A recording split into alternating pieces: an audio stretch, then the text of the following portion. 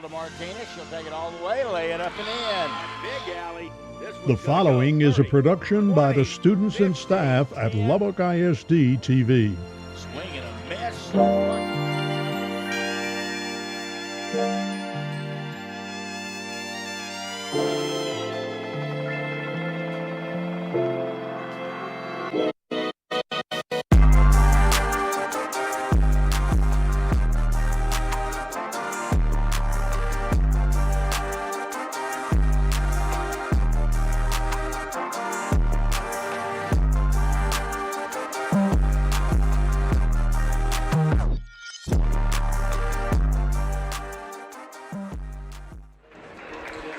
Welcome to Lubbock ISD High School basketball. Tonight from Lubbock High School, the Lady Westerners get ready to host intra-city rival, the Coronado Lady Mustangs. I'm David Thetford. Joining me for the broadcast is Coach Randy Dean. Coach, another intra-city game. These are getting to be a habit with us and a lot of fun. It's, you know, these teams that they all know each other, just fun to get them together. They've been playing against each other since at least middle school, probably before that. No secrets, and got a couple of teams tonight that, boy, they're desperate for a win, try to get a different taste in their mouth. No question about it. These two teams tonight, Lubbock High, 6-20 on the year, and they are 1-5 in district. Coronado 10-19, but they're 0-7 in the game earlier at Coronado. Lubbock High won that one 55-47 back on December the 15th.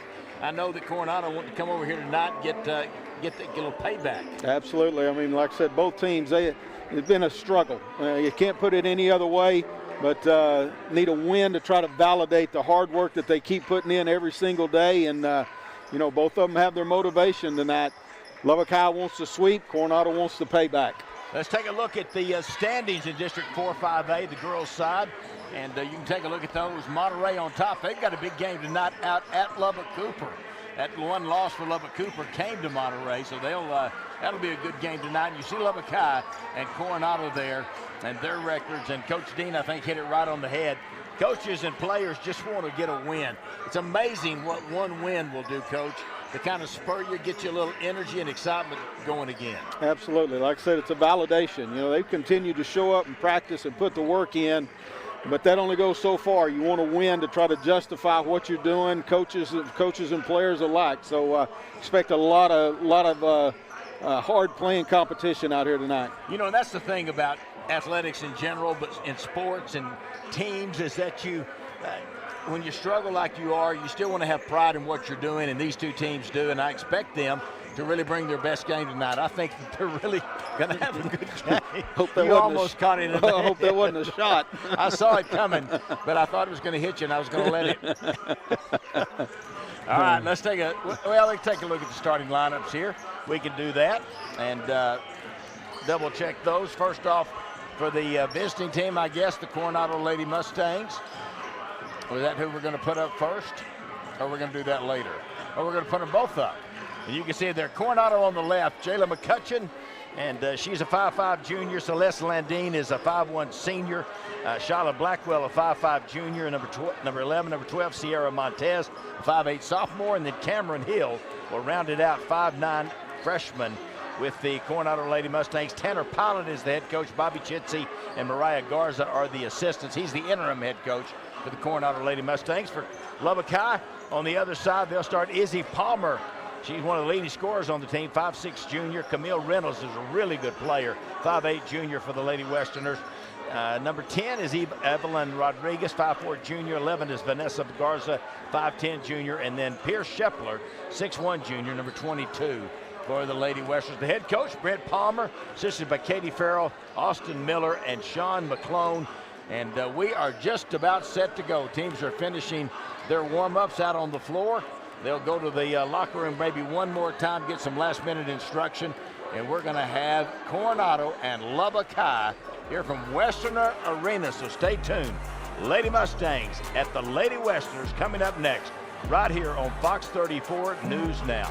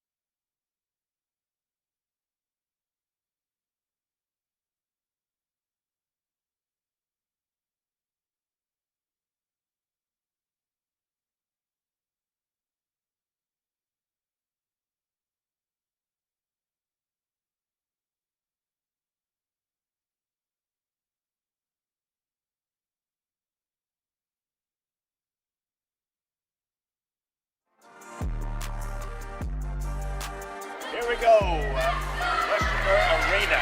I don't sound like I'm on. 60 seconds. Now I'm on. The cough button was pushed down. There we go. We are set to go, and Coronado will get the tip to begin the ball game. Knocked away. Izzy Palmer got a hand on it, but Coronado going to keep it. Corner three, short. Izzy Palmer rebound. That shot up in the left corner by Shyla Blackwell. One of the leading players for the Lady Mustangs. Izzy Palmer, one of the leaders for Lubbock High. She and 1 and 2 are the ones to watch, and along with Shepler, 22. Camille Reynolds drove baseline and ended up out of bounds. It was a nice defense there by Sierra Montes. Did a good job of really taking away the angle for Reynolds to be able to get to the basket, forced her out of bounds. And up a little hobbled. Boy, that is the last thing Lubbock High wants to see is another player coming up with any kind of injury. Yeah, they're limited with the number of players already. Rihanna Conono checks in, number 15. She's a 5'4" junior. She's been out with an injury for the last couple of games. I know Coach Palmer's glad to have her back. High post they go. Double team, good defense. Kick it out, pass it around. 3-ball right side. Off the front of the rim, no good. Rebound put back by Blackwell, no good. And now foul will be called against the Lady Westerners. Going to be on Rihanna Conono. It was a good job right there of attacking the offensive glass. That three-pointer from the corner, a good look at it, wide open, came up a little short. And a nice job by Blackwell getting in there fighting for the rebound. Actually got a couple of shot opportunities off before getting fouled. Blackwell, a 5'5" junior. She's had playing time the last couple of years, though. She was pretty much a starter last year, so a lot of experience. Makes the second one. And Coronado breaks on top, 1-0.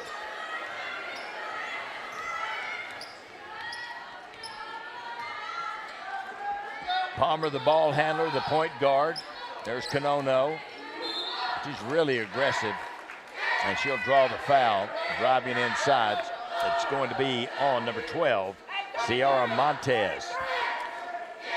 Coronado really playing on the high side right there to try to take away ball reversal. Conono saw that gap to try to drive into and forcing the foul situation, baseline out of bounds. Palmer, high screen, Shepler driving all the way to the basket, blocked out of bounds. Again, you see there Coronado playing on that high side of the ball handler, trying to keep them away from that middle ball screen.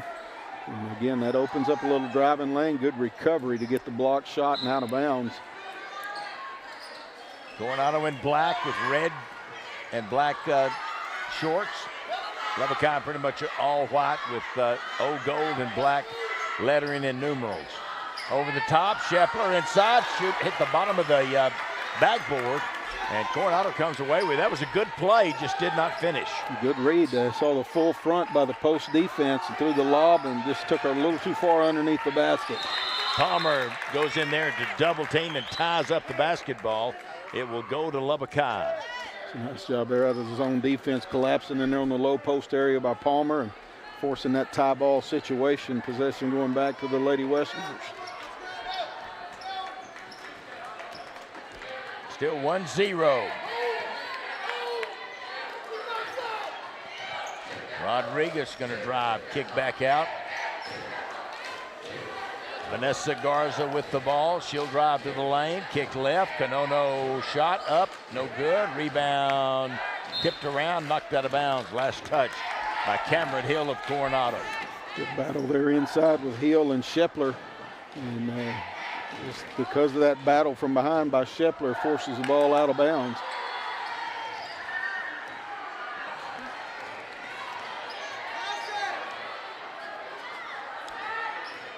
Good drive and hit the side of the backboard again. That was Conono, and Coronado back the other way. Lubbock High's had some looks, but have not been able to finish them. There was a walk not called. Passed the ball up the floor. Lubbock High got it anyway. Palmer inside.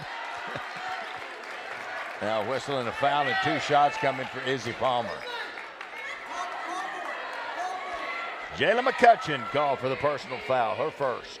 See Izzy Palmer right there trying to go a little jump stop to get that layup, and coming across the arm with the foul is McCutcheon. Perfect on the first.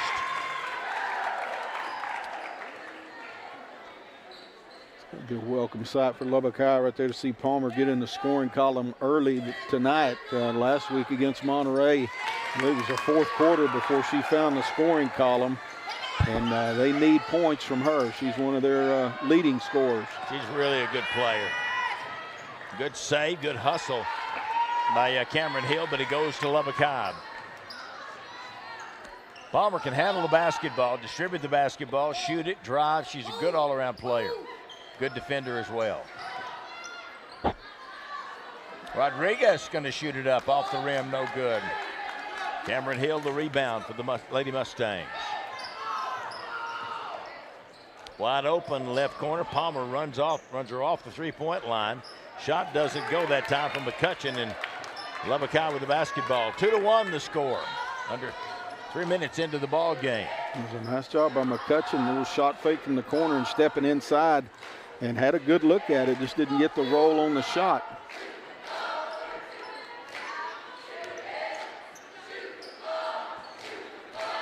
Coronado, good bounce pass, baseline Shepler, in and out. Coronado rebound, puts it up, no good, but she is fouled.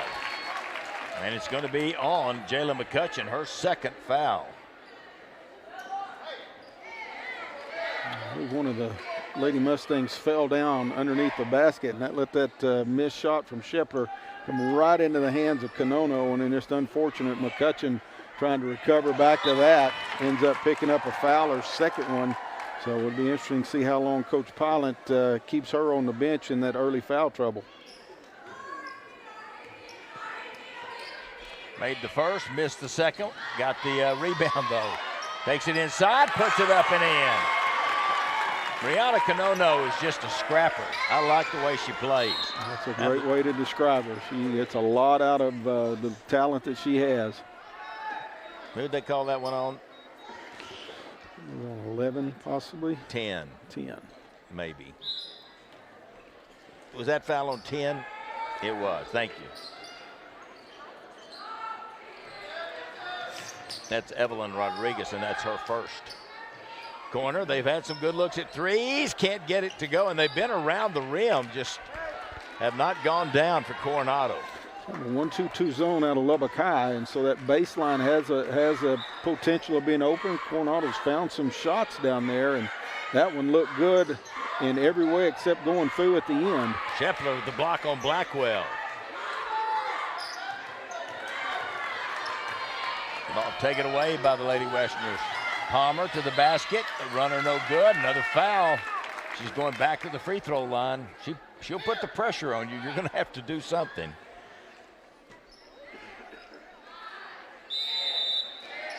And that foul, that's going to take us to a timeout. It will be a full timeout. 5-1, Lubbock High with the lead on Coronado here on Fox 34 News Now. That foul was on that was on 4? 4. It was 4. Yeah, sure. Are you watching the game? There's a lot going on.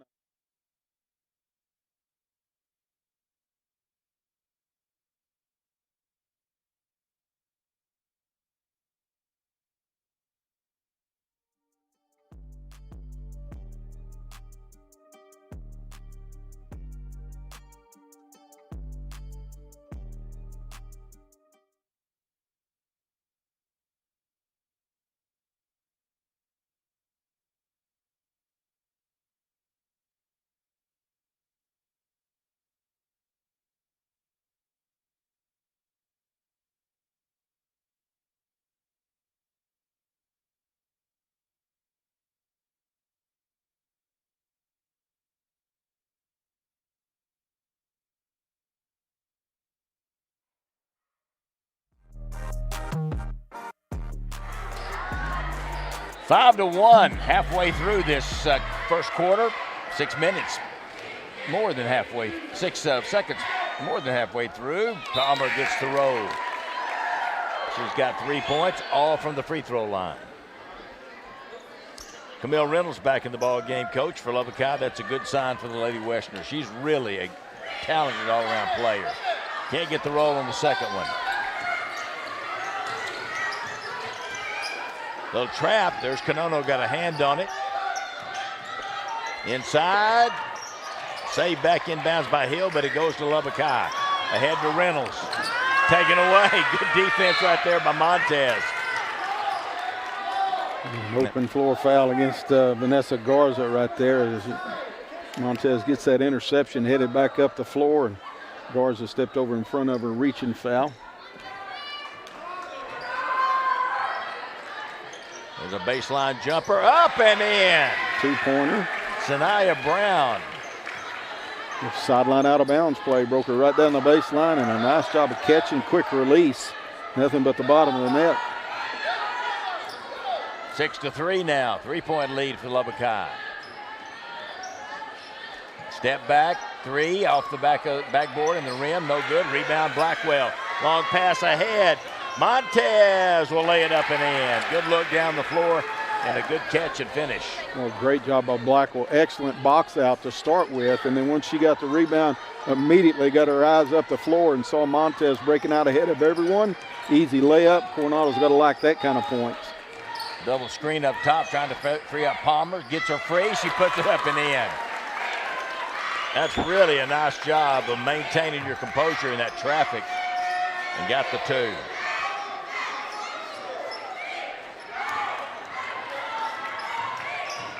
Drive all the way to the basket, up, no good. A foul against the Lady Westerners.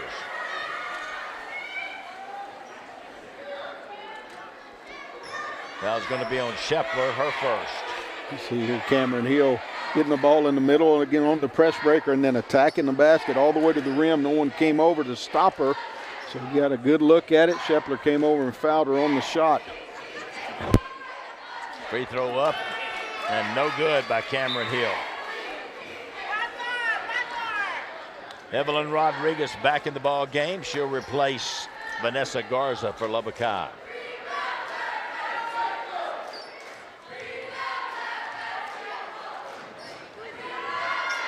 Got the second one to go.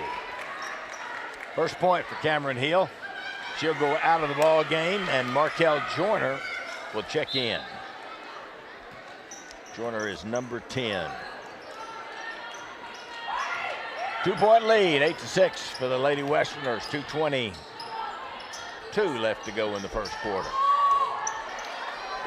Rodriguez will pull up and shoot it from about 18, no good. Good hustle and a good save that time by Camille Reynolds. The Westerners really hitting the offensive glass hard right there. Three of them had a chance to get it, and we're going to result here in another aggressive play attacking the basket by Izzy Palmer, and she's going to go back to the free throw line. This will be her 5th and 6th free throw attempts in this quarter. Look, she may try to foul out the Coronado team on her own. She is aggressive going to the basket. That was on Blackwell.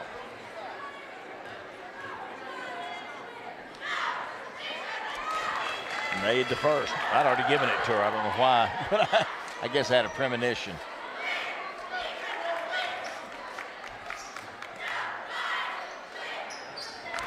Good on both. 2-2-1, full court press. Coronado handles it, gets it up the floor. Corner, Brown, three, off the rim, no good. Good rebound inside by Coronado. Kick out, here's another shot up top. Shepler inside this time, has it knocked away by Brown. Saved back by Brown. Blocked by Shepler, and Lubbock High comes up with it. Long pass to Rodriguez. Thread the needle, no good. Rodriguez gets it back, puts it up and in. Boy, that was an unbelievable pass by Izzy Palmer that she got it there. Now Coronado steals it. Blocked underneath, Sanaya Brown. Taken away by Coronado.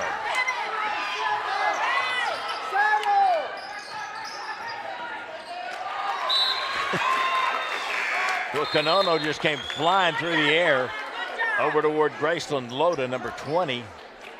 I think she thought she was going to land on her. Turned around and lost the ball out of bounds. Coronado reached around behind and got a hand on it and knocked it off of the leg. And Possession goes back to the Lady Westerners. Good spurt there for Lubbock High. Back up by 6.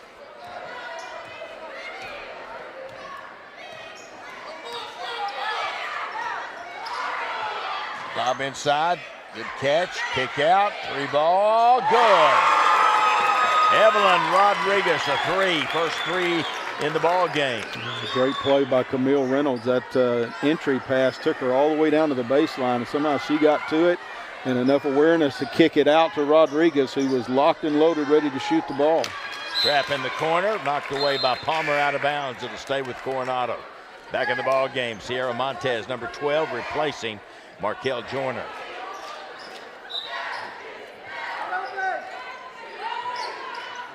Stolen by Coronado on the inbounds pass. Hesitation, knocked away, out of bounds. Good reach in that time by Charlotte Blackwell. Coronado is a 5'4" junior. She leads the team in steals with 3.6 a ball game. Coach, that's quite a few to average that every game. 3 no good. Rebound tipped around, taken away by Coronado. Sanaya Brown fouled by Izzy Palmer going in. First foul on Palmer. Good job getting a rebound and kicking ahead. You're going to see here Brown attacking. This is the tail end of that play, and Palmer forced to reach in. Foul on the shot. Brown going to get a couple of opportunities.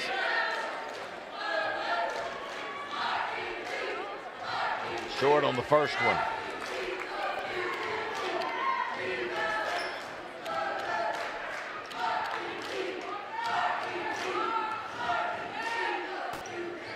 Got the second one to go in. Celeste Landon is in the ball game, or Landine. I think she says it Landon.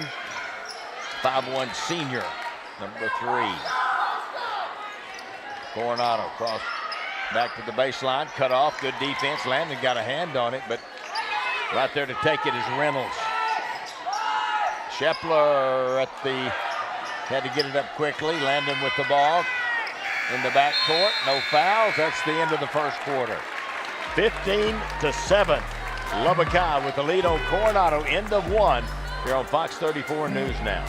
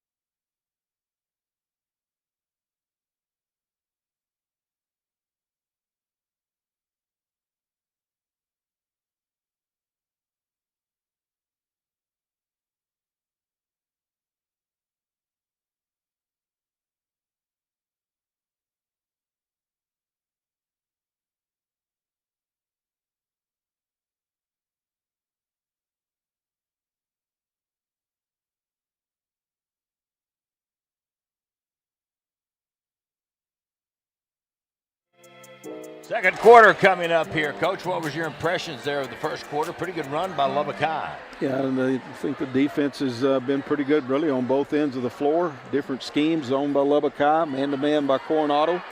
I've been very impressed with the way Coronado boxes out on the defensive end. And this extended zone, I think, has really caused some problems, particularly up at the guard position for Coronado. And that led to that run that you're talking about for the Westerners.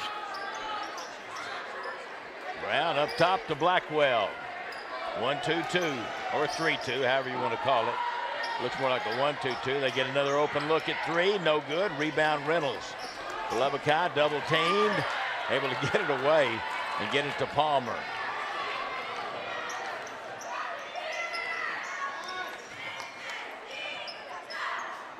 Rodriguez drops it in to Reynolds. Lost the dribble. Got it back. Now she'll set it and shoot a 3, short off the front of the rim. Montez picking up another rebound. Well, she's had a handful of those already in this game. Who'd they call that one on? Sorry, I looked away. I think it's on 10. Yeah. I mean, I was watching him hold it up, and I can't see it. That ain't good. Drive inside, kick across, up top, Brown. Back to the corner. Here's Landon with a shot. Short, rebound Reynolds. She's fouled. Better job that time in the half court of getting out of the trap, getting the ball reversal. Another good look down there in the corner, but Landon a little short on it. Cameron Hill gets caught reaching over the back of the inside rebounder, Shepler. That's the first foul on Cameron Hill. Rodriguez, she'll stop and shoot a three and rip it. She's a good shooter. Got enough space right there. Not real tight defense up on the ball handler. Took a couple of dribbles towards the top of the key and felt like she had that space to get it off, and certainly she did. Nothing but the bottom of the net. High post, low post pass. Good look, knocked away. Loose on the floor, picked up. Hill, kick out Brown. Shot is no good. Shepler rebound, and she's going to be called of the push in the back. Number 12 is going to be Montez picking up her second foul. Excellent effort down there by Cameron Hill. Kind of lost control of that high-low entry pass that you talked about. Did a good job of staying with it and getting the ball back out to get another good look at it.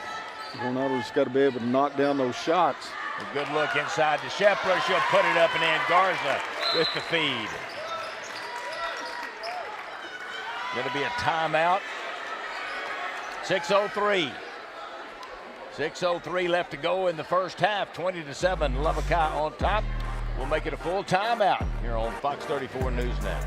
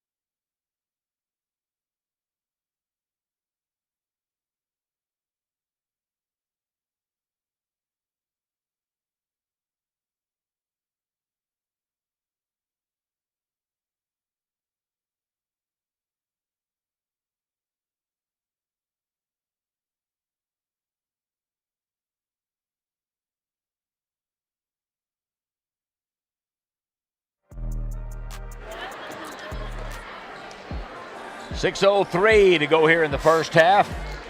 20-7, Lubbock High with the lead on Coronado. Really, Coach, I think you kind of hit the nail on the head with this defense. It's really created some problems for Coronado. They've had some looks outside, but they haven't been able to hit them. One thing about, the pressure that Lubbock High is extending out is even those wide open shots, you just kind of rush them a little bit because everything else in the possession is rushed. And that typically leads to missed shots. Foul's going to be on Vanessa Garza. That'll be her second foul, and going to the free throw line will be Montez to shoot two. A little separation in the game, 13-point lead for Lubbock High. Really comes down to a couple of shots Lubbock High's made and a couple that Coronado's missed. And, it creates the separation. Back in the ball game, Markel Joyner replacing Cameron Hill. 7 fouls on Coronado so far. 4, 5, 7 on Lubbock High. Next one is good. Ball tipped away, but it goes up the floor to Shepler.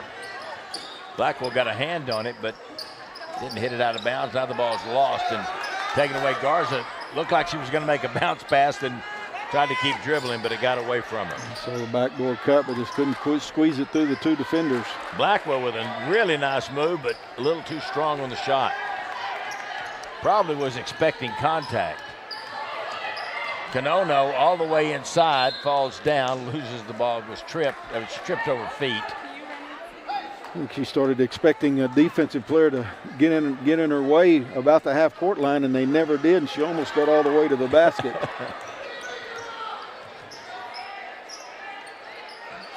Coronado goes inside, kick up top, Brown. Landon in the corner. Knocked away, good defense. There's Coronado again, Coach. Good recovery by Coronado right there. That was almost a nice entry pass right there, but Coronado coming in from behind gets a tip from the backside and creates that turnover. She'll drive left side, kick it back out. Palmer wide open three and hit it. That was a good find by Coronado all the way down there on the baseline underneath the basket. Skips it to the backside wing. Izzy Palmer down and ready to shoot the ball. Steal by Coronado. Reynolds lays it up. Good pass. I think it was Garza. But Coronado got it all started with the steal. Reynolds finishes it. Shala Blackwell with her second foul. Reynolds with the 2, and now the free throw to come. I'm telling you, Coach, last year when we did Lubbock High, watch Coronado play, and she was only a sophomore, but you could just tell she just brought an energy to the team. She does. She does a lot of little things, and not a real big player, but just does a lot of things well, handles it well, obviously sees the floor well, can shoot it, but really on the defensive end is where she makes a huge difference. And you know, you're right. You know, last year she had Izzy Palmer, and you got the Faith Ford, 2 real strong players from last year's team, but 2 that also played a lot, Reynolds and Coronado. And you know, good to see both of them back out here tonight together.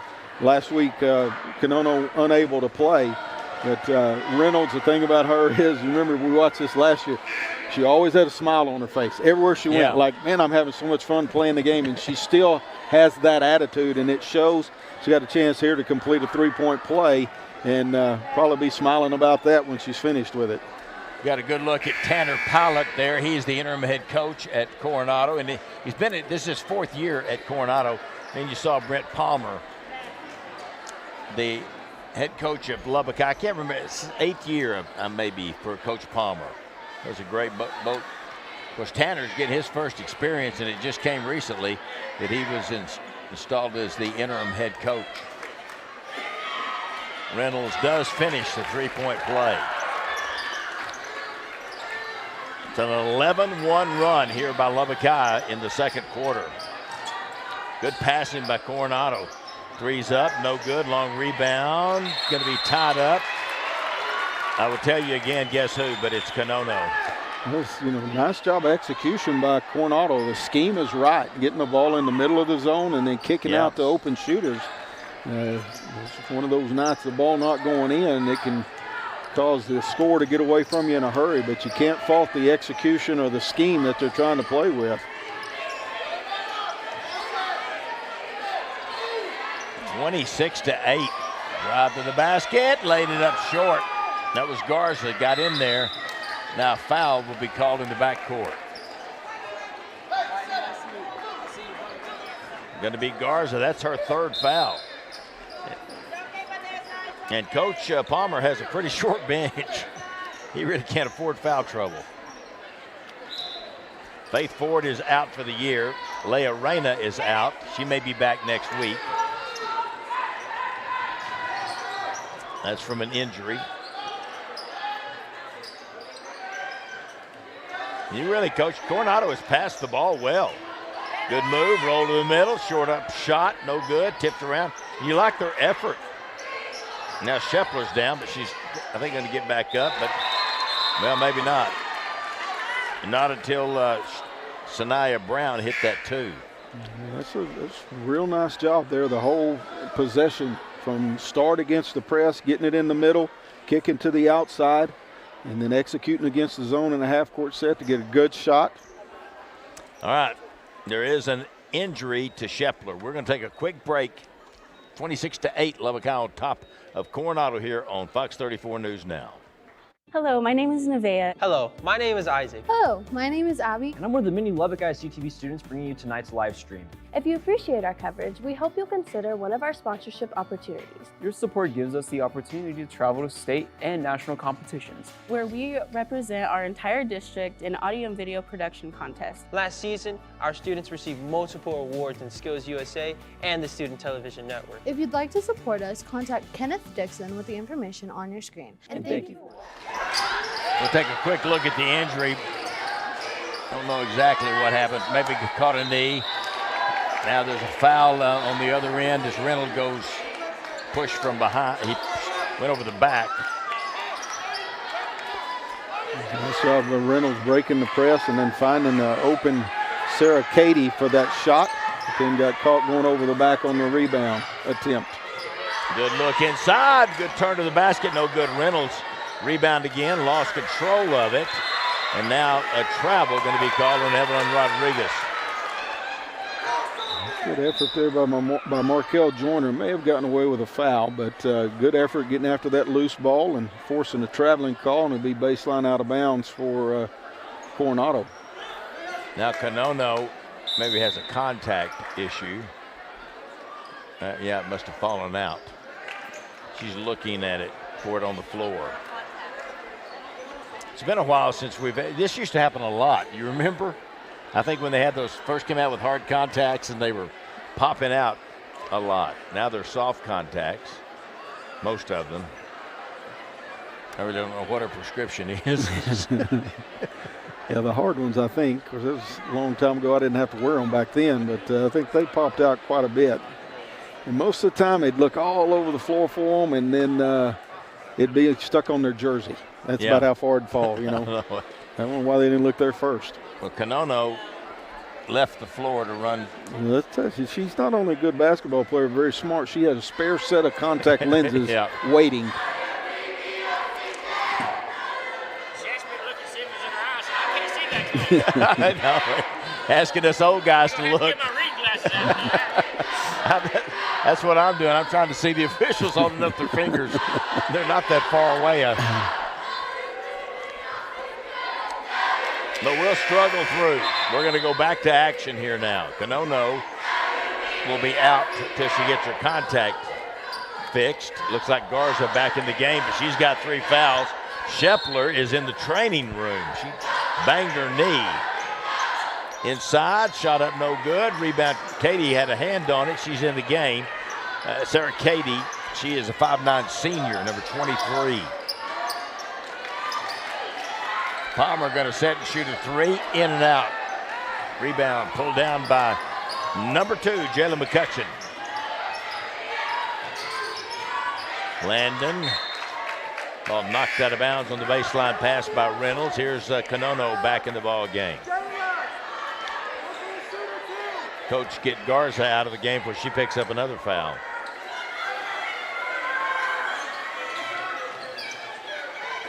Good play, good screen, good finish that time by Shala Blackwell.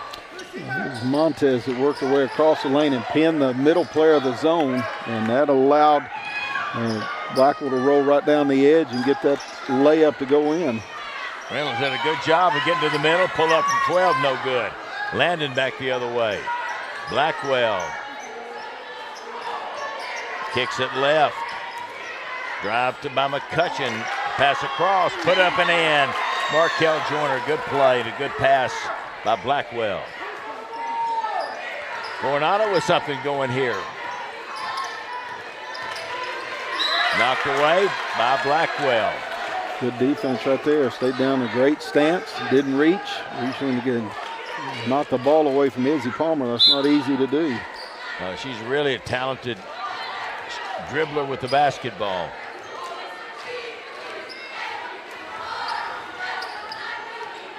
Double high screen for her. Blackwell staying with her. She'll go by now. Little runner in the lane, no good. Rebound to Montez for Coronado.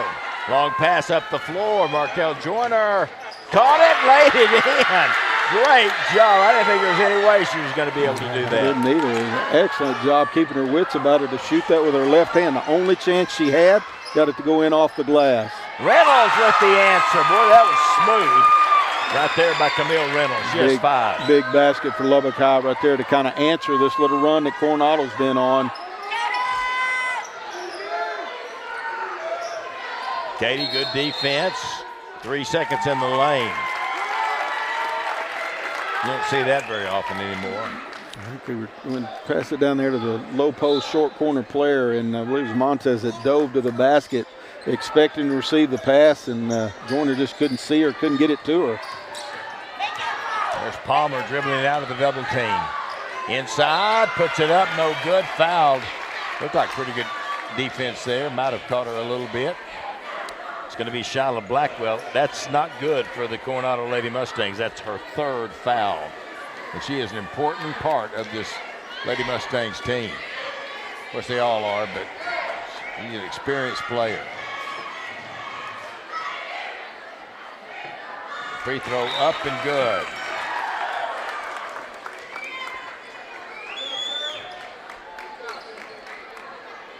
$11 points for Izzy Palmer now.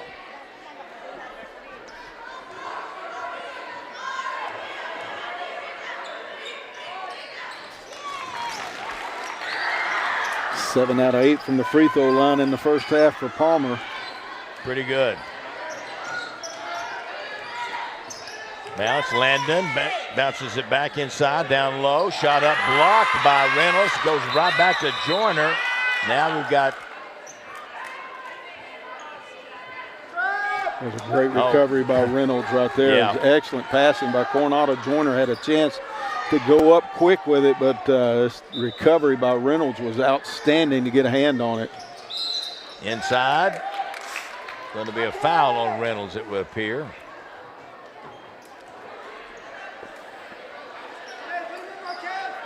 Reynolds now with 2 fouls.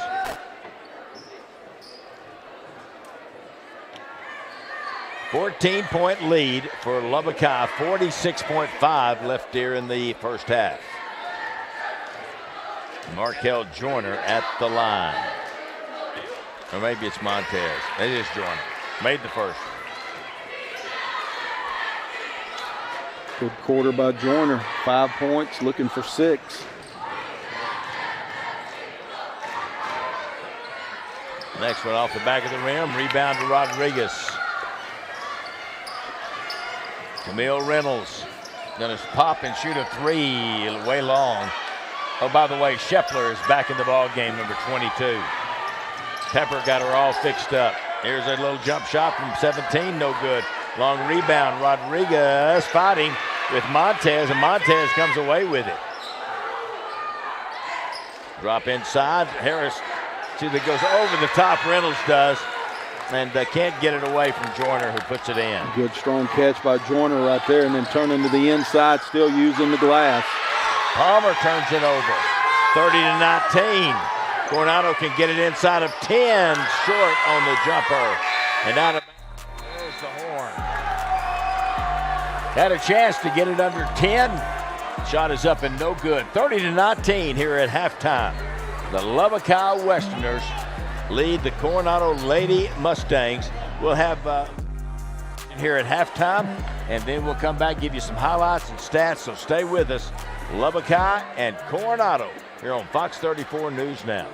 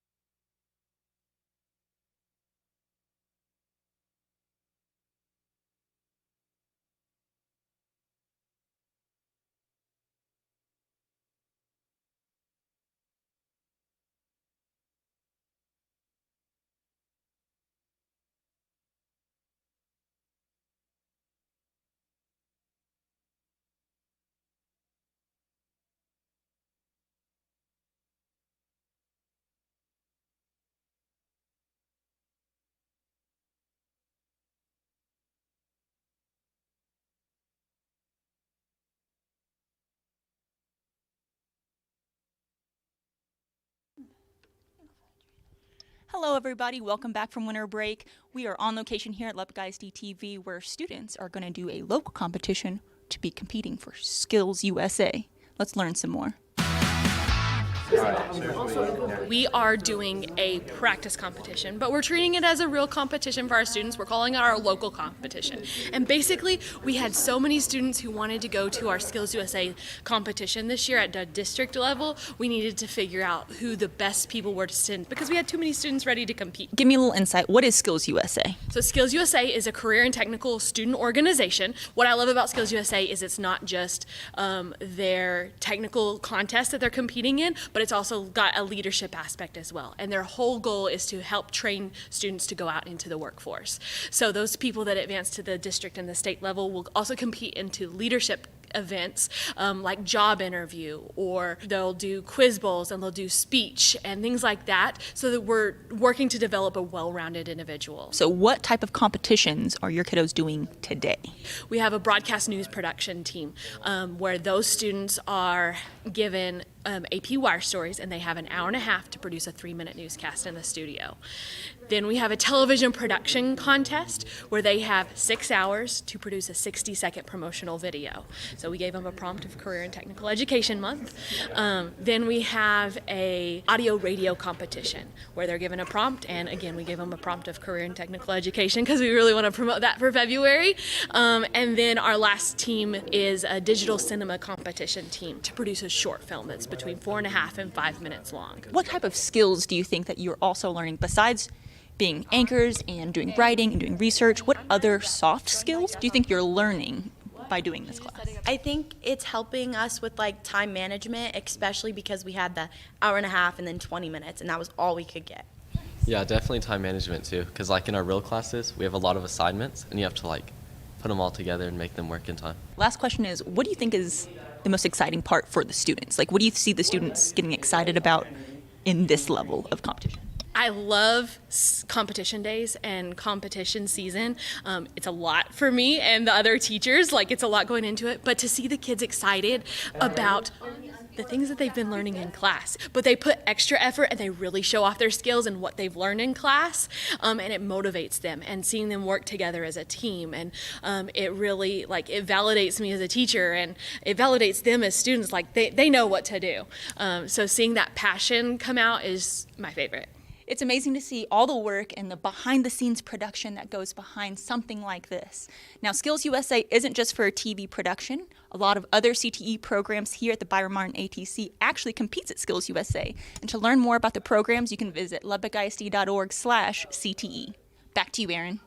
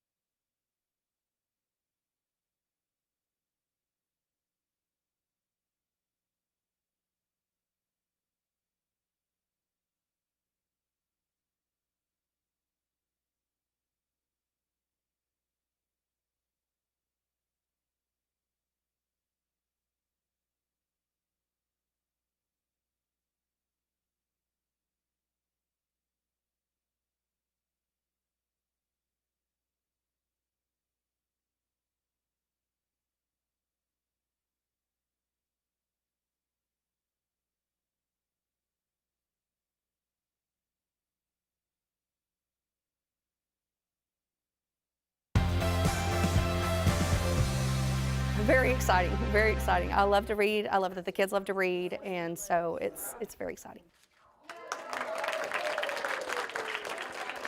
I was awarded some money from a foundation of a student here, and that money I'd saved up. I wasn't quite sure what I wanted to do with it yet, and when I started thinking about this machine, I knew that was the perfect spot for it. There it goes. It was actually really cool. It was like really cool seeing all the new books that was in it, and like seeing it like dispense and do all this stuff. Just so you know, over here on the very far right, these are Spanish books. It was really nice because, I mean, it's like, oh my gosh, it's brand new. We got to do it first. It was really cool. It was really nice having pretty much the first selection of books books before anyone else. It's filled with books from our book fairs. I was able to purchase more books using funds from our proceeds from the book fairs. I think that it's really nice because our students, they get rewarded for their good behavior. So I'm going to give every staff member a token, and they're going to be able to give it to whoever they want, whatever student they want, through the semester. So they'll get one in the spring and one in the fall to use however they see fit. We also do an IB Profile Award for our grade levels every 9 weeks. And so those winners will also, when they get that award, they'll also get a token to come pick a book. And then starting next school year, the 24-25 school year, we will also do their birthdays. It's around 1,000 books a year. It's going to be really cool because they're going to get rewarded with books and going to be able to find subjects that they really like.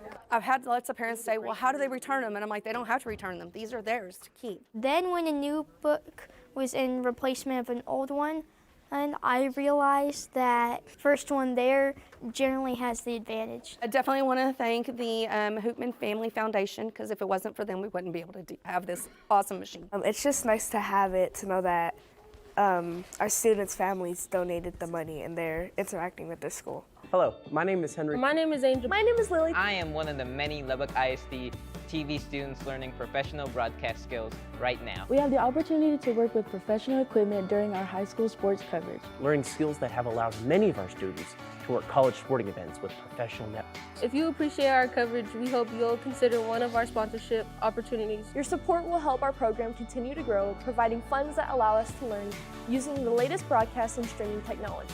If you'd like to support us, contact Kenneth Dixon with the information on your screen. And thank you for watching. LISD TV will return after this short break. Here at halftime, Lubbock High leading Coronado here in the girls' game. Boys' game to follow at around 7:30. David Thetford along with Coach Randy Dean. Coach, let's take a look at some highlights from the first half, and both teams with some highlights. Lubbock High with a few more. So starting out here, Izzy Palmer with a good look ahead. And a nice job there by Rodriguez, just staying with it, eventually getting the second shot to go down. And here a little entry pass and a great find there by Camille Reynolds to kick it back outside. That's Rodriguez again ready to knock down the shot. And one more from the top of the key. She had a good first half. 8 points in the half for Evelyn Rodriguez. You're going to see Izzy Palmer with a long bomb as well, and that's really kind of the difference. Lubbock High able to knock down a few more shots. But, Coronado a little answer, especially late in the second quarter. There's a real nice play right there by Sanaya Brown. Pull-up jump shot. Here's a baseline out-of-bounds play. It's going to work very well right there, rolling down the edge of the lane. Shyla Blackwell getting that one to go in, and then what a play right here by Joyner to catch up with that one, get it off the glass with the left hand, and great action out of both teams. Scoring in the first half, Izzy Palmer with 12 to lead Lubbock High, 5 for Reynolds, 8 for Evelyn Rodriguez, 3 for Coronado, 2 for Shepler. For Coronado, 5 for Sanaya Brown, 7 for Markel Joyner, 3 each for Shyla Blackwell and Sierra Montez, 1 point for Cameron Hill, and here we go. Second half is underway. Coronado with a basketball. Pass around. Baseline, jump shot, air ball long, rebound to Blackwell. She's got 3 personal fouls, so she has to be careful. So does Vanessa Garza for Lubbock High. Drive to the basket, no good, there's a foul. Good execution against the zone right there, finding the seam, flash to the high post area right there by Hill, and catches immediately, attacks the basket, and going to get a couple of free throw opportunities out of that possession. Camille Reynolds with the foul, and that's her third. Free throw up and no good.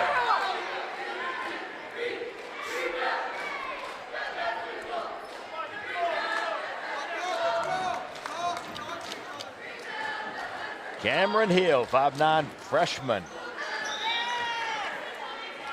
Lane violation on Shepler.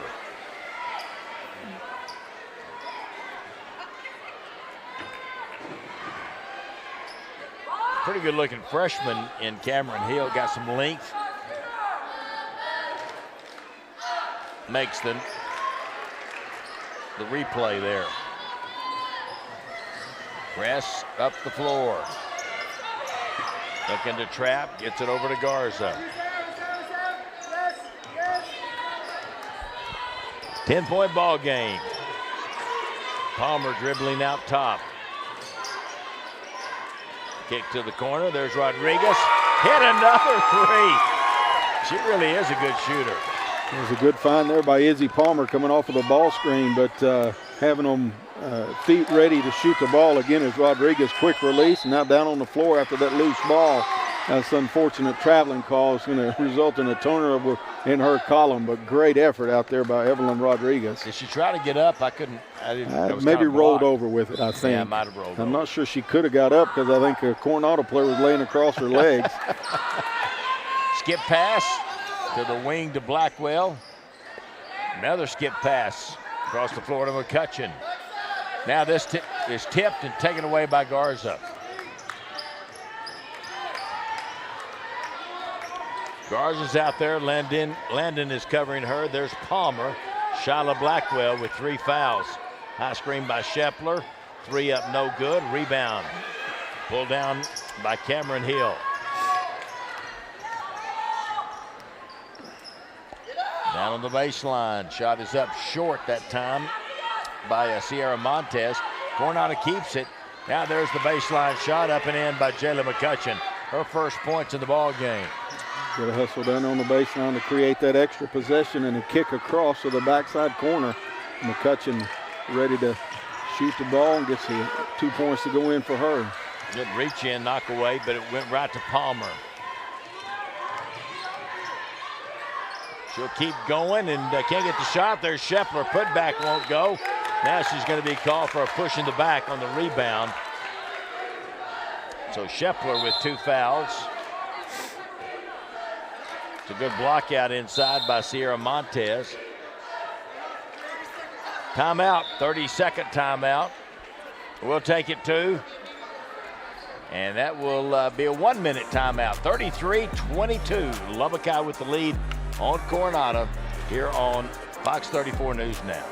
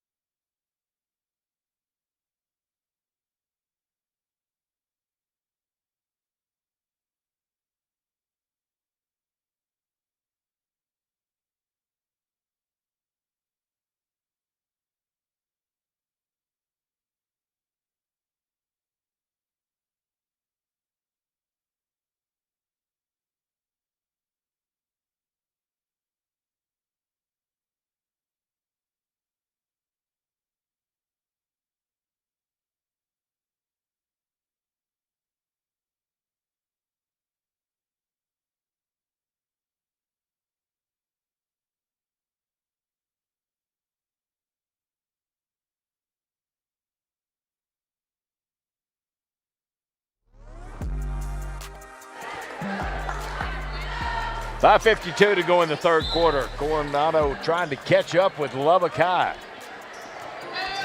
11-point lead right now. How's it been, Coach? 13, 14-point lead by Lubbock High. Lubbock High's kind of held them right there at arm's length. Effort level for Coronado's really picked up, but Lubbock High making just enough shots to be able to keep the lead. Inside, ball loose, finally picked up by Blackwell. Got it up and in. What great play by Shyla Blackwell. Now it's almost stolen down on the floor. Coronado down there. Did you see her come diving in there?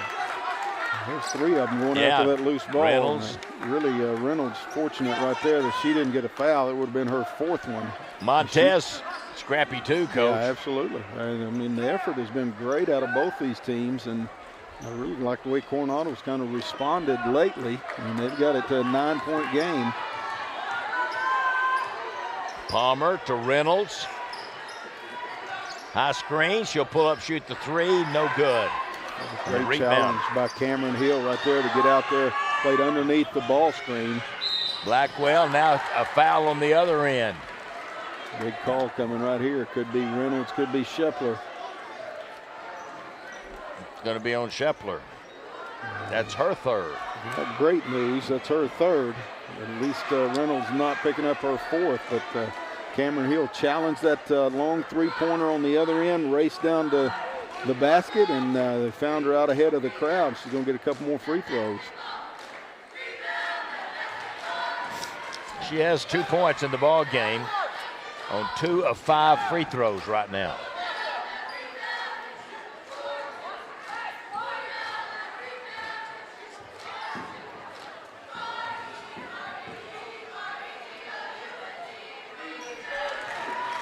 Good on that one.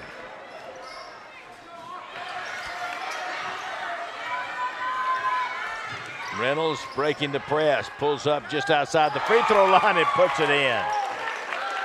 Just nice poise and patience right there, breaking the press, getting to the sweet spot 15 feet away, and then elevating up on that jump shot.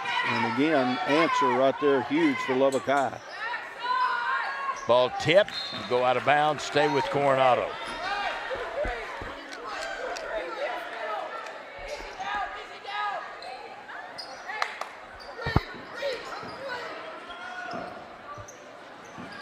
Good pass into the lane, no good by Blackwell. Rebound to Palmer. This Cameron Hill is really a talented freshman, moving her feet. She's going to be called for the foul there, but doing a good job of staying with a very quick Izzy Palmer. Showed a little basketball understanding right there to match with Palmer, not the one that she typically has been guarding, but seeing the transition opportunity, she matched Izzy Palmer in the open floor and then did a pretty nice job moving her feet. She ends up getting a foul call, but wasn't a bad play at all. Palmer for three, short. Rebound Shepler, rolls to the center, shoots it up, no good.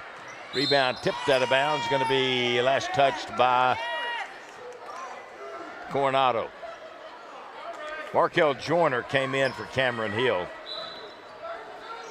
for the Lady Mustangs. No, it's going to be Coronado ball. Blackwell with it outside, skip pass across. Ball is up and no good. Rebound Blackwell, puts it back up, short. Rebound Reynolds for Lubbock High.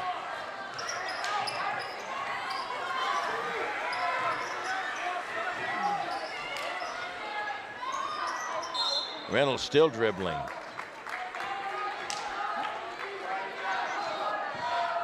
Foul's going to be on Montez, her third.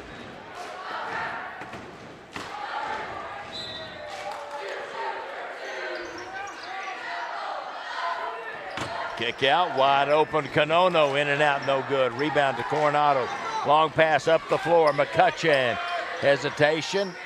Lost the ball, out of bounds.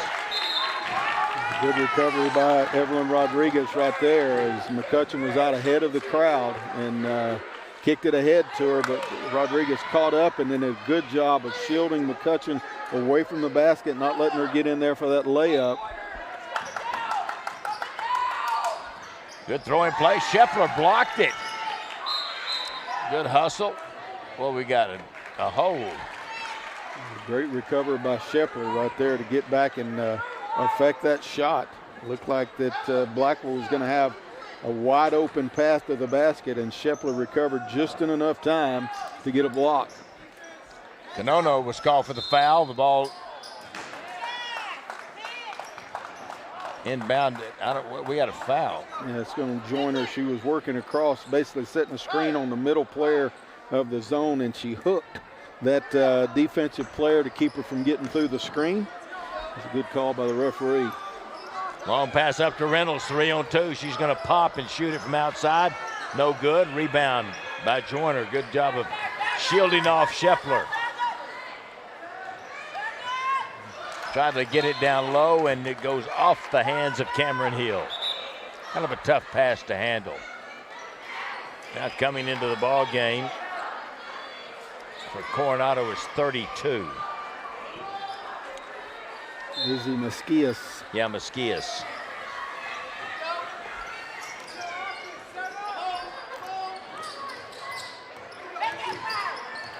Mesquias, a 5'8" junior. Palmer Driving, puts it up, falls down, no good. Shepler rebounds, shoots it up short, and Coronado comes out of there with it. Blackwell, long pass up the floor, tipped away, but McCutcheon gets it. Now Coronado knocks it away, loose on the floor. Like bumper cars. I'm just laughing because of the effort of Coronado. I mean, it's phenomenal how she does not pay any attention to what's going to happen to her body. She just knows get the ball. Kick out. Good rebound.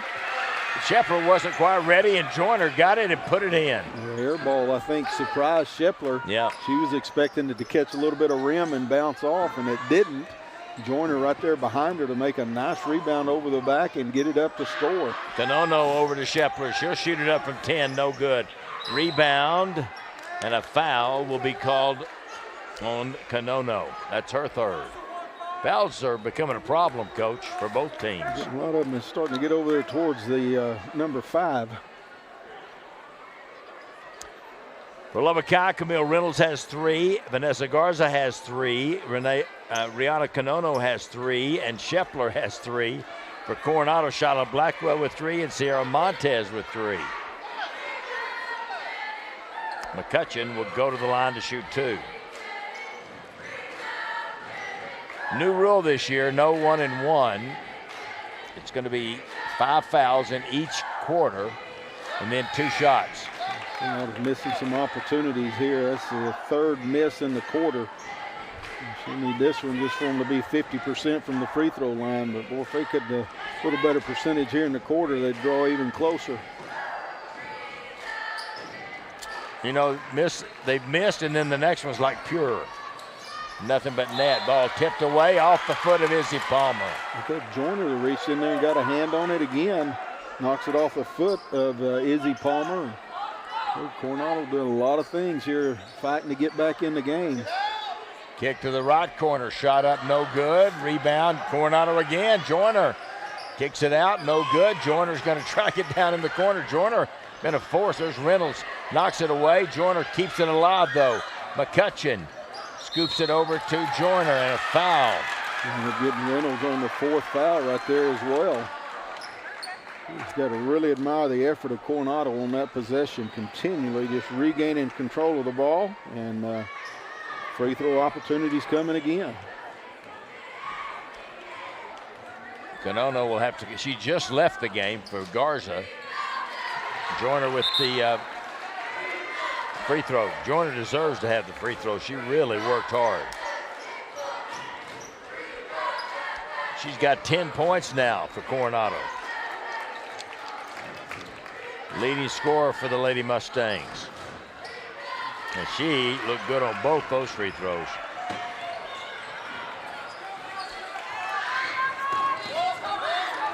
Palmer dribbling the ball up, double team coming.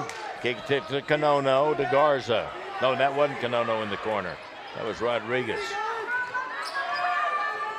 That's Coronado with the ball. She'll dribble in the lane. Kick left. Garza for 3. No good. Rebound, Coronado. Kick right, McCutcheon. Back up top. Blackwell, no good. Rebound blocked by Shepler on the shot by Coronado. Now on the baseline, driving inside. Blackwell. Lost it. Yeah, Skidden had to hop around Shepler. Shepler did a good job coming over, cutting off the baseline, and a tough move there by Blackwell. And as she was trying to jump around, Shepler's lost control of it out of bounds. Double team on Palmer, and she's going to be fouled. Good pressure that time by Joyner. That's her 2nd foul. Like what Coach Pollitt's doing, trying to create that pressure.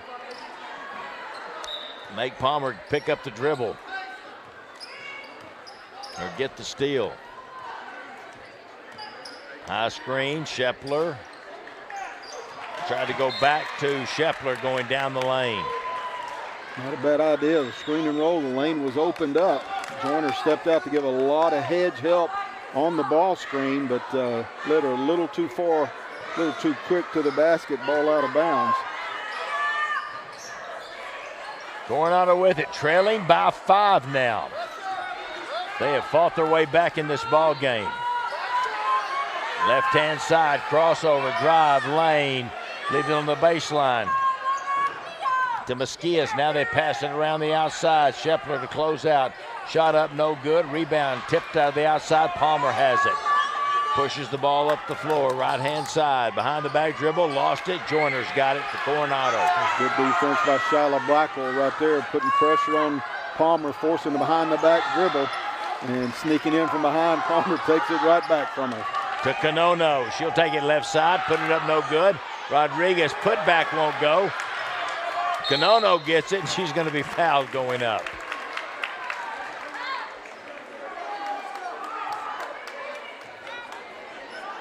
Going to be on Celeste Landon, her first foul.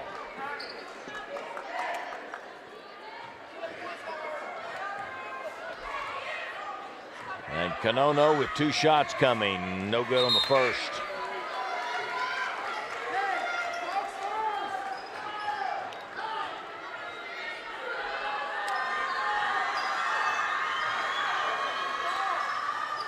Missed them both, but Rodriguez comes away with the rebound and then travels with it. Got that rebound in traffic, and then I think was wanting to kick it back outside the three-point line and couldn't see a teammate before she could get it down on the dribble, took an extra step.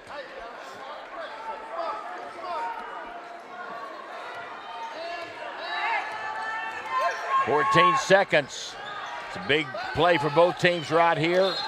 And Coronado throws it away. Blackwell overshot into the Coronado bench. And they said 2 players over here on this side, McCutcheon and Landon.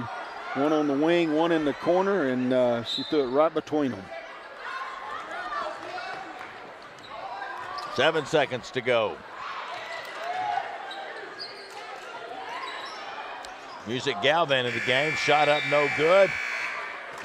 And that'll take us to the 4th. 1 quarter left. 5-point lead, Lubbock High over Coronado, 35-30 here on Fox 34 News Now.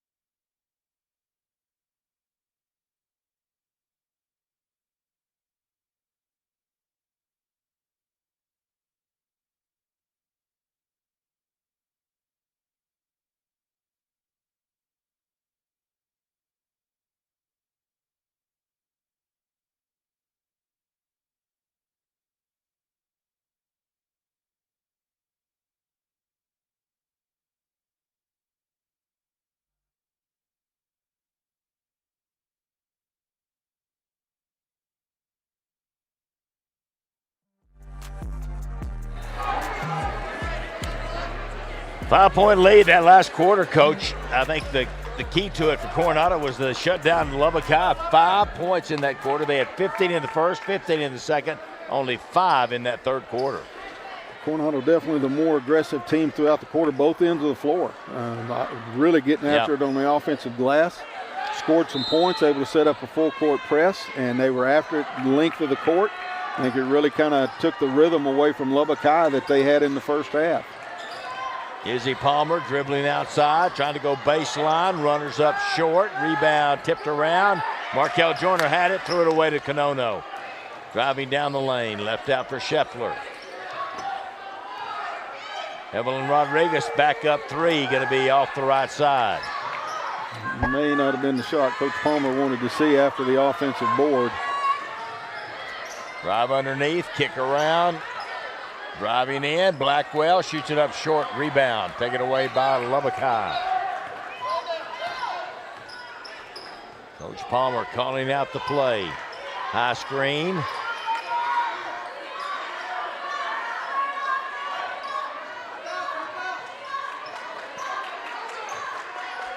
Rodriguez to Garza. Gonna stop and shoot it, up short, out of bounds. The right decision. Garza right there, defense went underneath the screen So the shot was there and available, just a little short. Blackwell on the baseline. Kick back up top. Inside they go to Joyner. Kick out right-hand side.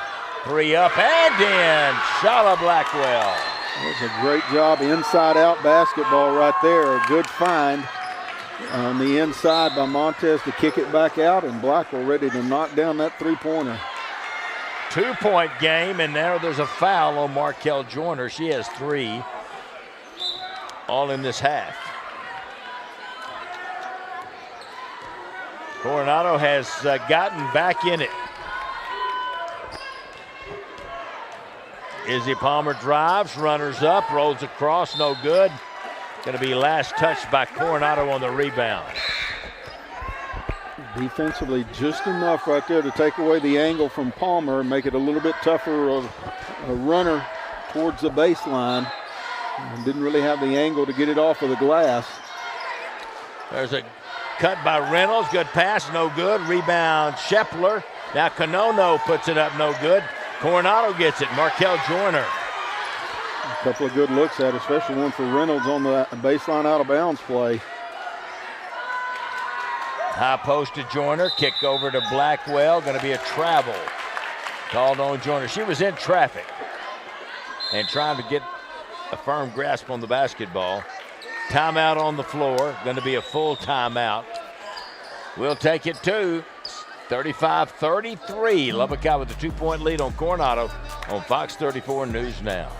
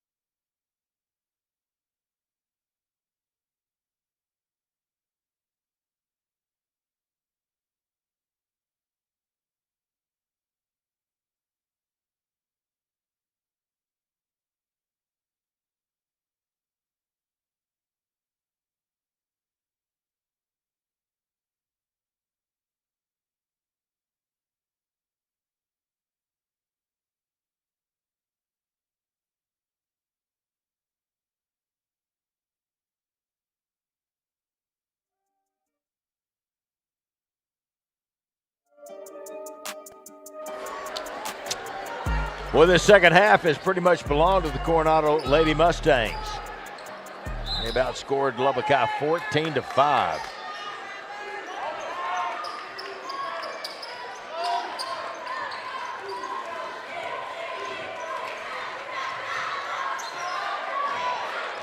Coronado to Palmer.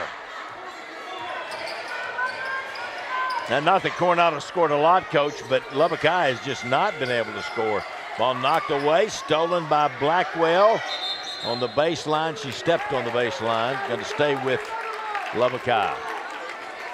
I'm just really impressed with the defensive effort by Coronado. You're right, the shooting hasn't been fantastic, but their defense really has. Yeah. I mean, it is, they've kept the ball in front of them much better. And Lubbock High struggling more to score this half, obviously, but I think that's credit to the defense. Coronado driving, kick across, Reynolds wide open. It's up and in. That's 16 feet on the right-hand baseline. A great find by Coronado right there, driving the baseline. Going down and dirty right there to drive the baseline and throw it to the backside corner. And Camille Reynolds ready to knock down that shot. That's a huge one for Lubbock High. Lady Westerners needed that shot. There's a shot from the outside, up and in, a three by Jayla McCutcheon. Huge basket for Coronado. Right on the pass on the other end right there. Landon is the one that got that pass to the shooter. Reynolds saved it. Got it underneath to Rodriguez. She couldn't get the shot to go. And now jump ball, and it's going back to Coronado.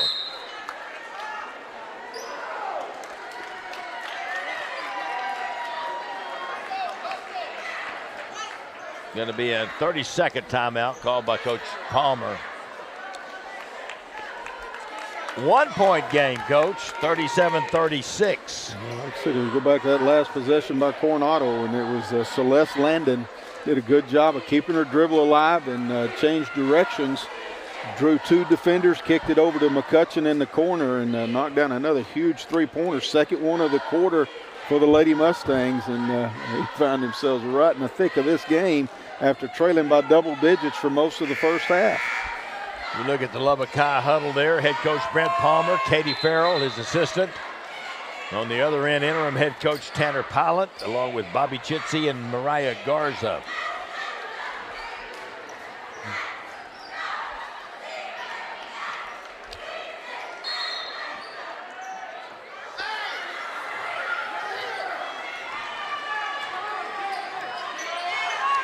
I think Coach Palmer wanted to talk about defense more than anything. Tipped away from behind by Coronado.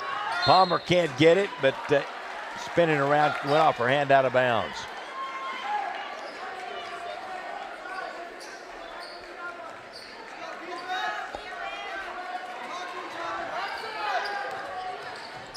Blackwell gives it to Landon.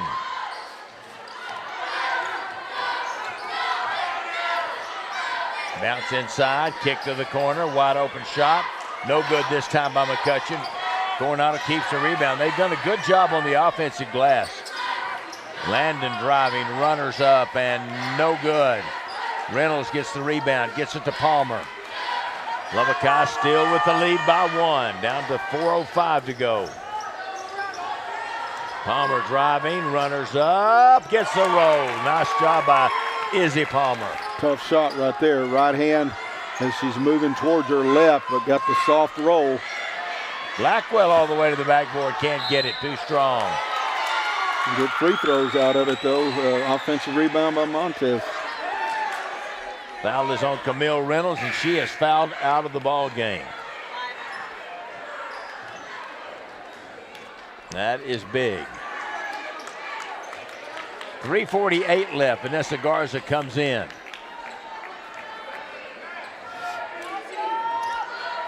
Two shots. Sierra Montez rattles the first one in.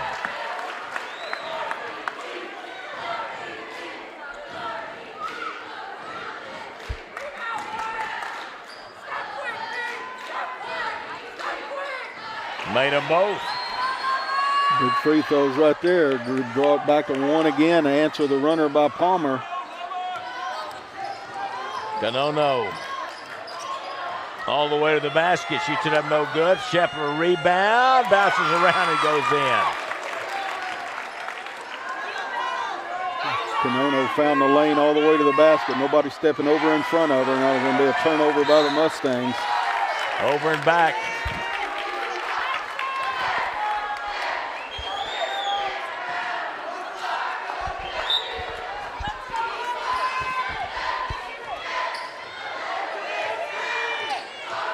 Palmer with the basketball. Izzy Palmer. I'm not sure she couldn't dribble out the rest of the game. Coronado driving, leaves it on the baseline. Shot up, no good. Rolls across. Rebound Coronado, but knocked out of bounds by Lubbock High out of the hands of Celeste Landon. We brag on Coronado, but you got to tip your hat to Celeste Landon as well. Yeah. She does so many things well, and certainly not very big, as she's listed at 5'1". Shot no good from the corner. Rebound to Lubbock High. Yeah, she really is.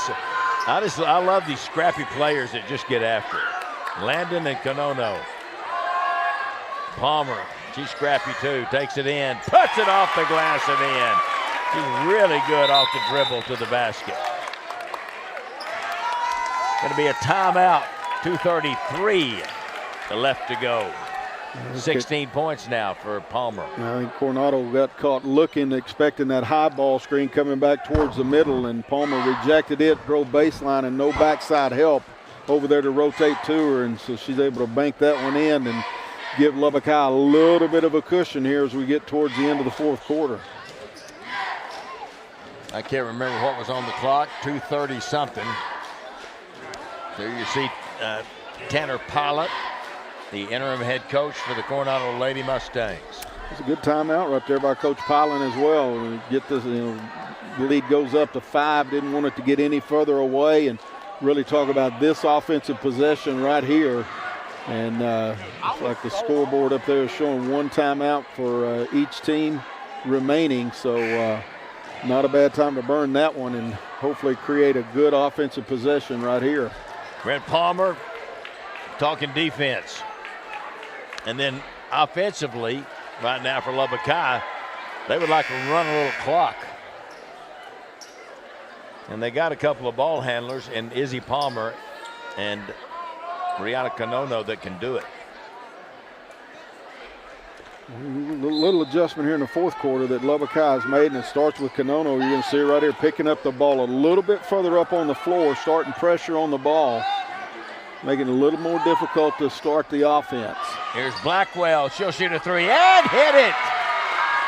That was huge right there. Great job of moving the ball. Almost stole it. Now Conono gets it back, and a foul going to be called. Just out of bounds. No foul. 2 threes in this quarter for Shala Blackwell. She has 11 points. Got it in to Izzy Palmer. She'll give it right back to Conono. Tip. And stolen by Lubbock High. Back up the floor. Blackwell drives in the lane. Runners up and good. Good decision right there by Blackwell. Didn't take the quick 3. Instead put it on the deck and got all the way to the rim. They got another turnover on the trap in the corner. Tie ball game now. And then Cameron Hill turns it over. They got the steal from Izzy Palmer, but then threw it out of bounds.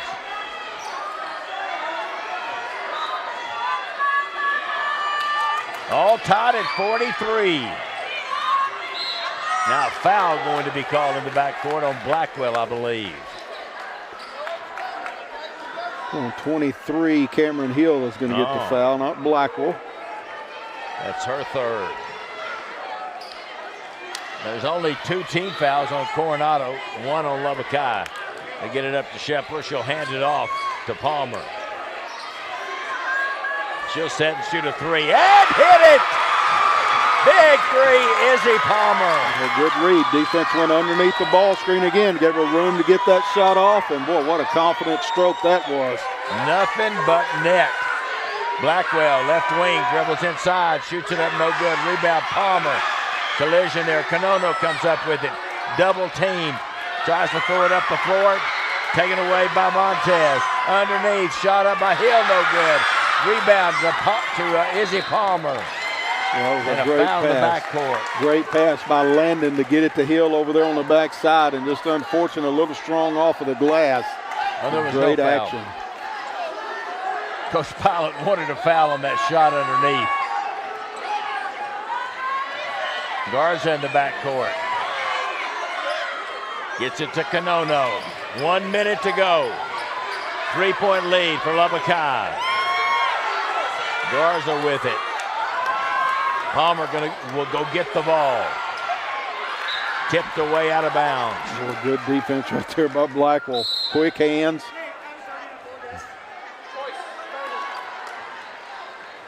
Yeah, Blackwell got a hand on it.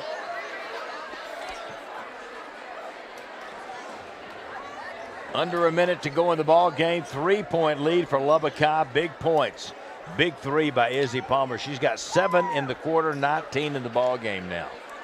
Just 3 team fouls for Coronado. 1 possession game, so they can afford to be very aggressive right here. Hopefully come up with a steal. If they foul, that's okay. It's still just out of bounds. Enough time on the clock for them to kind of play the possession out and try to come up with a steal. Mentioned Blackwell. For Coronado, Shala Blackwell. I mentioned Palmer. Shala Blackwell for Coronado's had a big quarter. She has 8 in the quarter, now 13 in the ball game. Now they've got it with more than that. Yeah, she does have 13. Palmer in the backcourt. 40 seconds to go. Good defense by Landon. Almost got the 5 count. Got something down here on the baseline.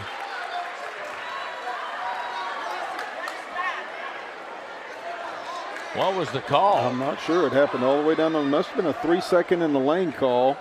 All the way down there on the baseline. I think they maybe got Rodriguez standing in the lane. So Coronado gets the turnover that they were looking for. Long pass, almost, it is stolen by Rodriguez. She got it back, under 30. Palmer dribbling up the floor, double team coming, gets it ahead. Driving inside, passes it across. Rodriguez will not count. It was a foul. And Coronado will be going to the free throw line. The foul's on Jalen McCutcheon. It's still just out of bounds. David baseline out of bounds. That's right. It now was on the pass. Next one will be shooting, which is okay for Coronado because they need to extend the game some now. They have a foul before the ball was ever inbounded. Black 12 is going to be Montez, her fourth, and put Garza on the line. Her first time to go to the free throw line tonight. She'll have 2 shots coming.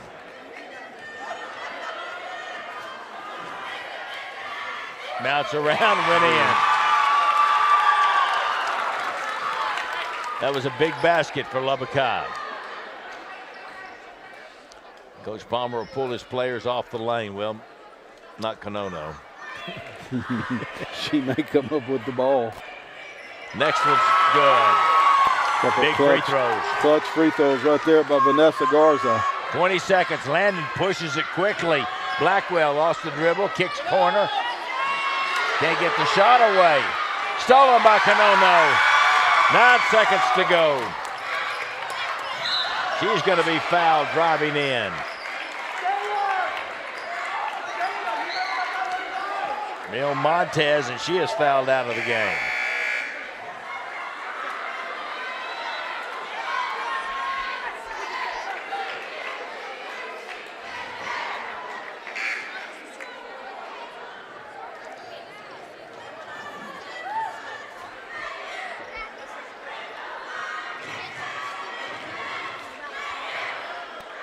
Coronado, she gets a high bouncing in.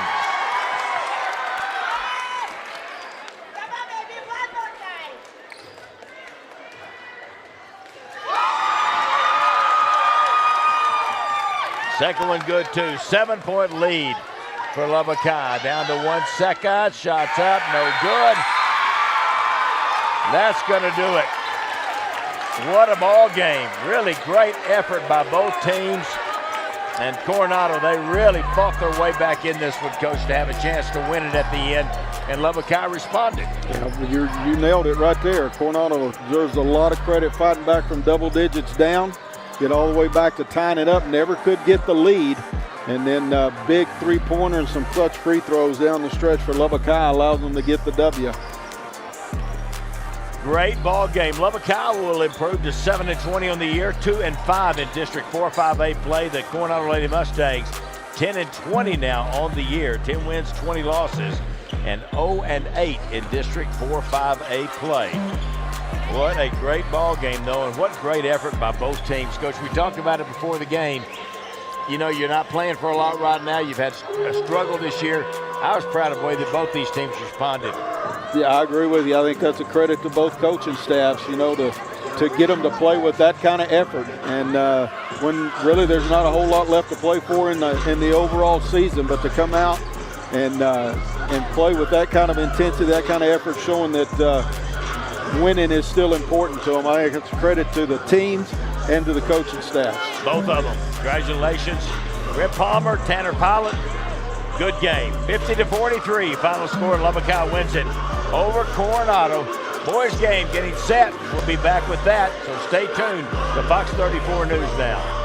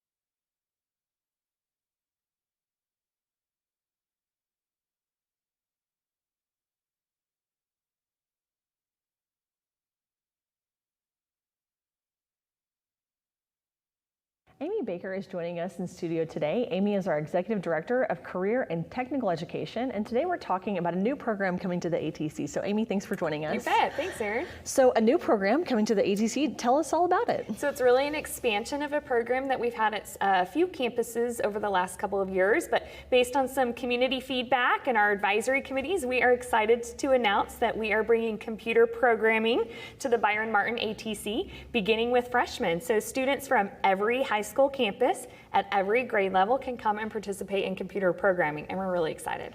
That's pretty cool. So you mentioned that it came from community input. Tell us a little more about that. So I think for years and years we've been looking at this shortage of IT professionals, IT workers, programmers, cybersecurity industry experts. And so people have come to us and asked, hey, we need jobs. We're looking for interns. Can Lubbock ISD help? And so we're excited that based on this feedback, we're able to offer some new programming languages and some new courses that are going to help students have a full 4-year sequence that prepares them for jobs in the future. Well, and we really do have a formalized way to gather that feedback through our advisory councils for our CTE courses. So tell us more about that. So every content area meets with a group of professionals twice a year. We bring in business members, members from economic development, partnerships, students, parents, and we talk to them. We show them data, we talk about programs, and then we really seek their feedback. And that primary source of feedback is that we needed to do some rearranging and some enhancement of computer science, and this was the opportunity that came from that. So because of their partnerships, we're going to be able to offer some internships to our students who are juniors and seniors to actually go out and work in IT, networking, and cybersecurity jobs. Well, this is just another one of the many opportunities we have for students who are making plans for what they want to do after high school, whether that's pursuing college or maybe just a great career through CTE training that they can get before they ever leave with their high school diploma. And so I know we talk about this with every program, but why are these programs so important for our students in Lubbock ISD? We want our kids to feel job ready, whether they're pursuing a 4-year or 2-year college education, or whether they want to step into a full-time career right after leaving Lubbock ISD. We want to equip them with the skills, the training, and the opportunities to be ready and to make a good living.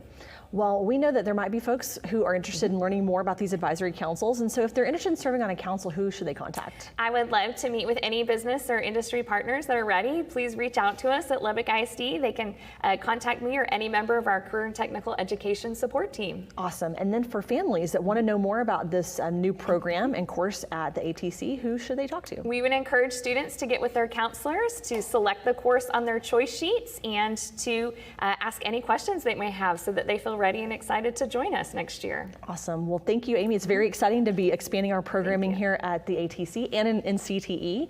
And we'll have you back soon to talk about another great program we have here in Lubbock ISD. Thank you.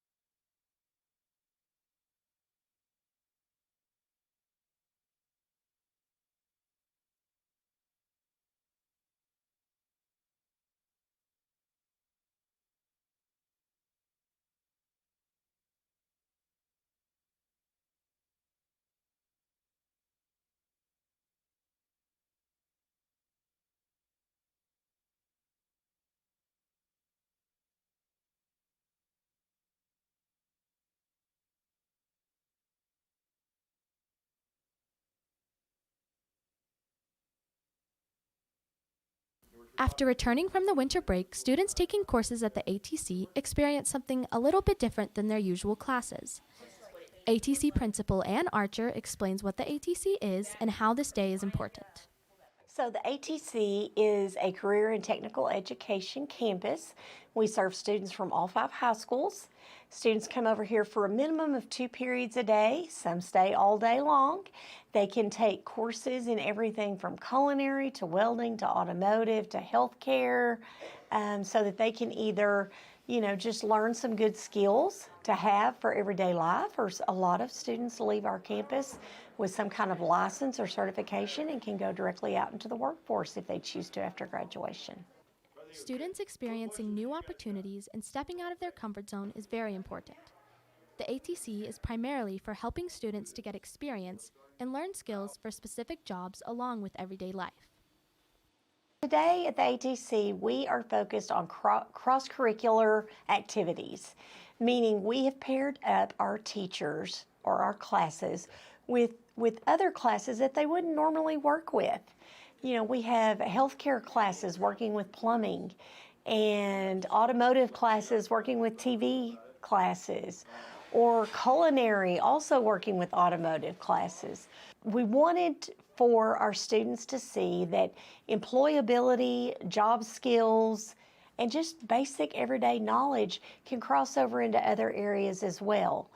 Through this activity at the ATC, students were able to learn how classes can interact. Just like in the workforce, students see that a lot of jobs go hand in hand, and seeing another point of view when working together can produce a great outcome. My name is Henry. My name is Angel. My name is Lily. I am one of the many Lubbock ISD TV students learning professional broadcast skills right now. We have the opportunity to work with professional equipment during our high school sports coverage. Learning skills that have allowed many of our students to work college sporting events with professional networks. If you appreciate our coverage, we hope you'll consider one of our sponsorship opportunities. Your support will help our program continue to grow, providing funds that allow us to learn using the latest broadcast and streaming technologies. If you'd like to support us, Contact Kenneth Dixon with the information on your screen. and Thank you for watching. Hello, my name is Nevaeh. Hello, my name is Isaac. Hello, my name is Abby. And I'm one of the many Lubbock ISD TV students bringing you tonight's live stream. If you appreciate our coverage, we hope you'll consider one of our sponsorship opportunities, Your support gives us the opportunity to travel to state and national competitions, where we represent our entire district in audio and video production contests. Last season, our students received multiple awards in Skills USA and the Student Television Network. If you'd like to support us, contact Kenneth Dixon with the information on your screen. And thank you for watching.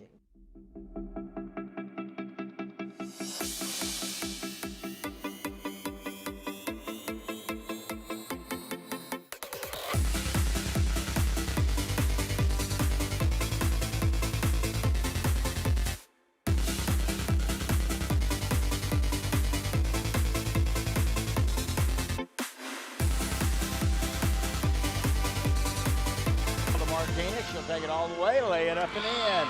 Big alley. The following is a production by the students and staff at Lubbock ISD TV. Swing and a miss. Struck him out.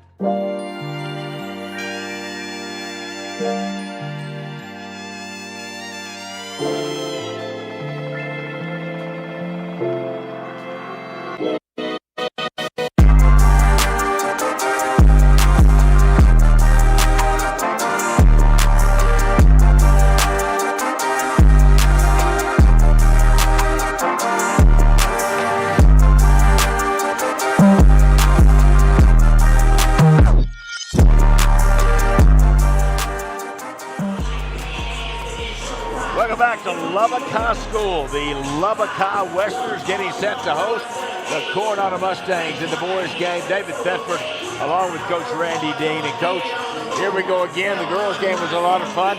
I'm expecting this game to be a lot of fun too. Really competitive between these two teams. Yeah, I think these two teams will really try to get the ball up and down the floor. A lot of pressure defense, a couple of coaches that demand effort out of their teams, and I fully expect that's what we'll see.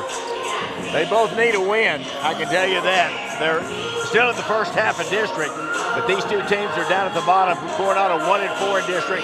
Lubbock High has not won a district ball game. In fact, let's take a look at the standings. You can see all of District 4-5A. Abilene High is leading the way in District 4-5A at 19-4 overall and 5-0 in district play. And then Lubbock Cooper right behind him, 15-9, 4-1. They play Monterey tonight, and those two teams are right there by each other. Coach, see Coronado and Lubbock High. Yeah, you know, look at it, Abilene Wiley is going to be only with 3 wins, sitting in tie for 3rd or 4th place. So if Coronado gets a win tonight, they have 2. They're just 1 game behind with the whole second half to play. Lubbock High trying to find their way back into the fight a little bit. A win is what they need. They certainly do. The teams were warming up. Girls' game went a little bit long. There were a lot of fouls and a few timeouts. It got really interesting at the end of the ball game. We're looking for that same kind of action here in the boys' game that's about to start. Coronado visiting Lubbock High. Stay tuned right here to Fox 34 News Now.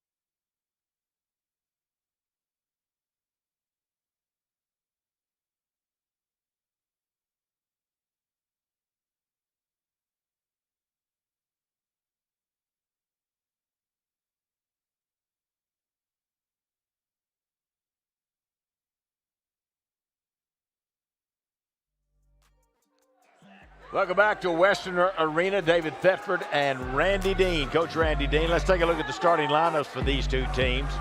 Well, let's see. We were going to have the national anthem or not. Last time we were here, we didn't have it. We're not really sure that we're going to.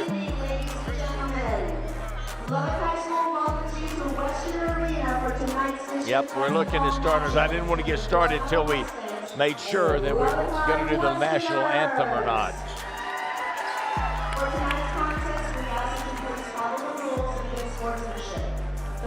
All right, for the visiting team, the Coronado Mustangs, number 2, Grant Gilmore, 6-foot senior. Number 3, KJ Porte, a 6-foot sophomore. Number 4 is Dominic Parrish, a 6'4" junior. Number 5 is Taylor Stamps, a 6-foot senior. And number 10 is Zach Perkins, and he is Perkins. He's a junior and a 5'11" player. Let's pause for our national anthem.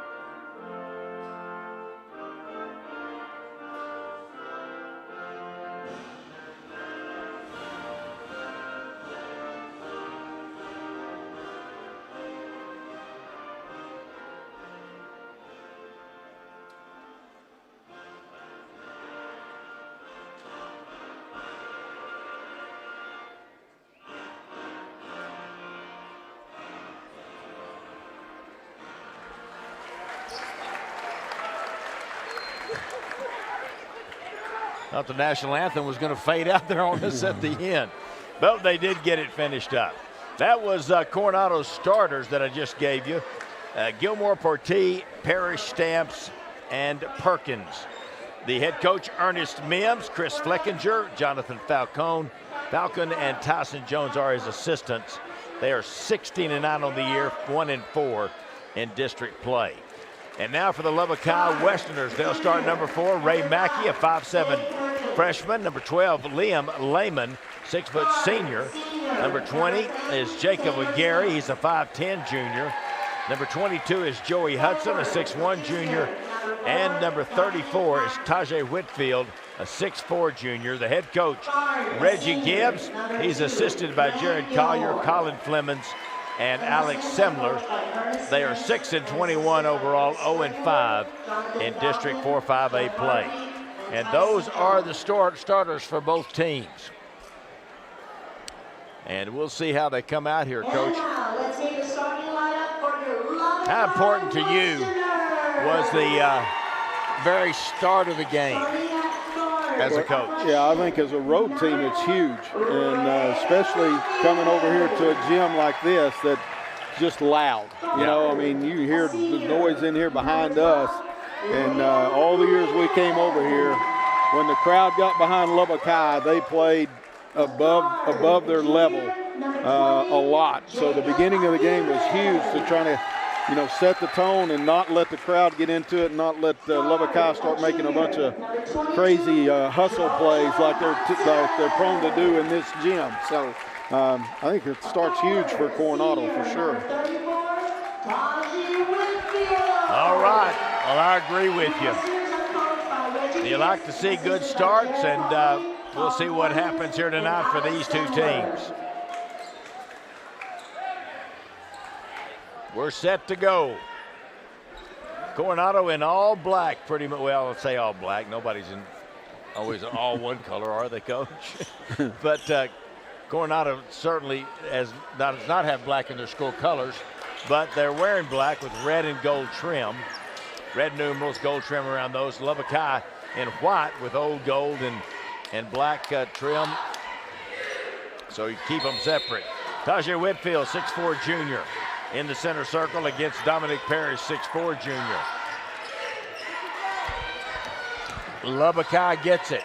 Liam Lehman with it. Back up top to Hudson.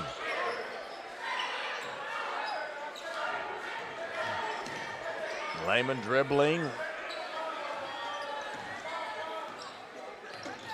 Mackey stopped quickly. Wide opens Hudson. He'll shoot it up off the glass and in. Bank shot from the top of the key, and that's a great start for Lubbock High. Obviously, where they get points is going to be a huge deal for their team. Struggle scoring the ball for the most part, but that's a good way to start it. Top of the circle, the answer from Grant Gilmore. Back-to-back three-pointers for each team. Gilmore's a good scorer. He's a senior, 14 points a ball game. Now Lubbock High turns it over, lost it on the baseline with the pass to Lehman. Lehman spotted up in the corner, ready to fire another three-pointer, and Hudson's pass was just a little bit off the mark.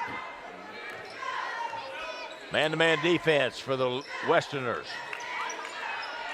Taylor Stamps has the ball, or had the ball, is a good shooter as well.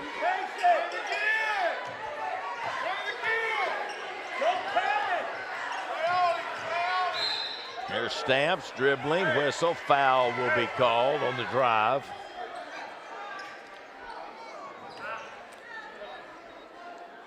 Get Lehman on the reaching foul.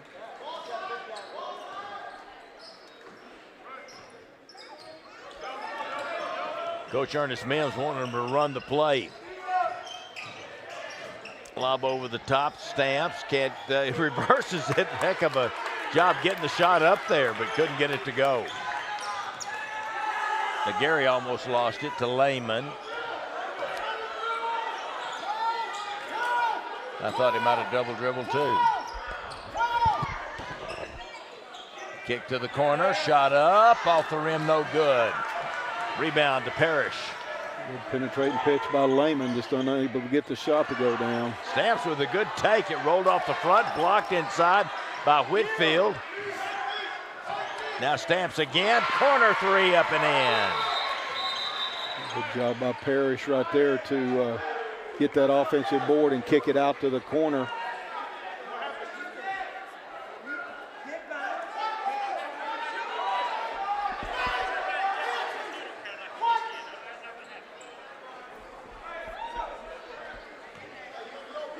I think that one of the Coronado players looked up in the stands after the shot. Long pass, stolen, intercepted by Parrish. Three, in and out, no good. Rebound, good rebound inside that time by Hudson. Mackey with the ball. He's a good, quick player. Now it's knocked away, stolen by Stamp. And a foul is going to be called. It will be on number 20, Jacob Aguirre.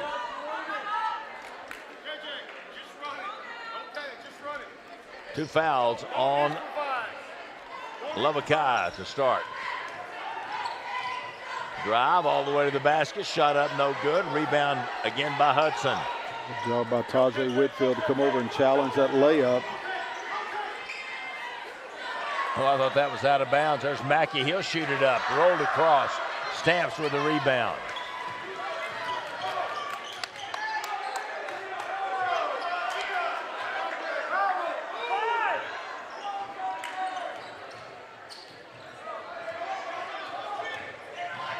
Good drive, pull-up shot. No good that time by Gilmore. Good help defense by Lubbock High to come over and challenge, force Gilmore to pull up. Good pump fake and then pass out to a Gary. Can't get a shot away. Kick to the corner, wide open for Hudson, who puts in the three. A great find by Gary down there on the baseline to be able to throw it down the baseline and find Hudson. Now pressure by Lubbock High causes the turnover. Going out of the ball game, KJ Portee. Coming in to replace him, number 23, CJ Mitchell, 6'1" freshman.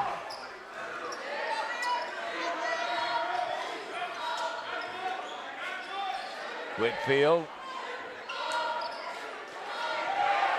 Three up top, off the rim, no good. Rebound, Coronado. Mackey 0 for 3 from behind the three-point line. Their three, no good. Whitfield with a good job on the rebound. And Gary in trouble in the backcourt, throws it away to Parrish. Well, Parrish, pretty good center fielder, isn't he? He is. Free safety, whatever you want to call him. A couple of interceptions back there, just playing, watching for the ball and going and getting it. He was quarterback on the football team. Tajah Whitfield was an outstanding defensive lineman for Lubbock High. They've matched up all year long now. Nope. Spot violation, can't move. And so that's a traveling violation.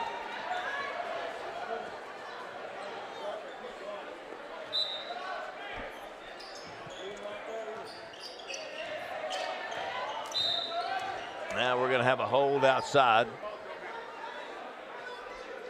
It's going to be on Joey Hudson.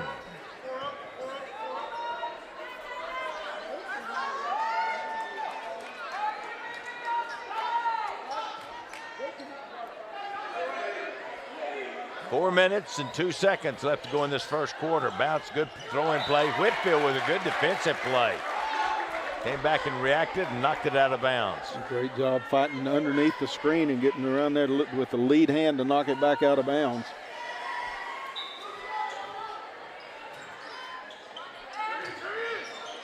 Bounce inside. Turn around, shots up, no good. Good job by Parrish. Keeping his balance, going up with the shot, drew the foul. It's going to be on Whitfield. There's 4 quick fouls on Lubbock High. Coronado has not fouled anyone yet.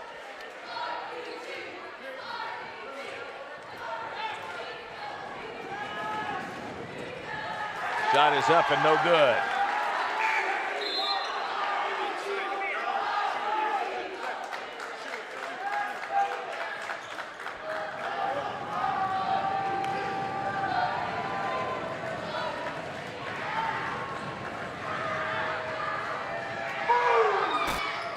Missed them both. Rebound to Hudson. Lost control of it. There's a Gary to pick it up. Kick corner. Lehman gonna dribble once, shoot it up, no good. Parrish the rebound. There's Stamps. Mackey with a reach in, almost took it away. Pull up jumper, good pull up right there. That's CJ Mitchell, the freshman. Coronado up 2. A Gary lost the dribble, gets it back, lost it again, out of bounds. Going to be last touch by Lubbock High. Do we need a media timeout? Let's take it. Media timeout. 3-6. We are. Okay, well, they're taking the timeout. All right, we'll just keep talking.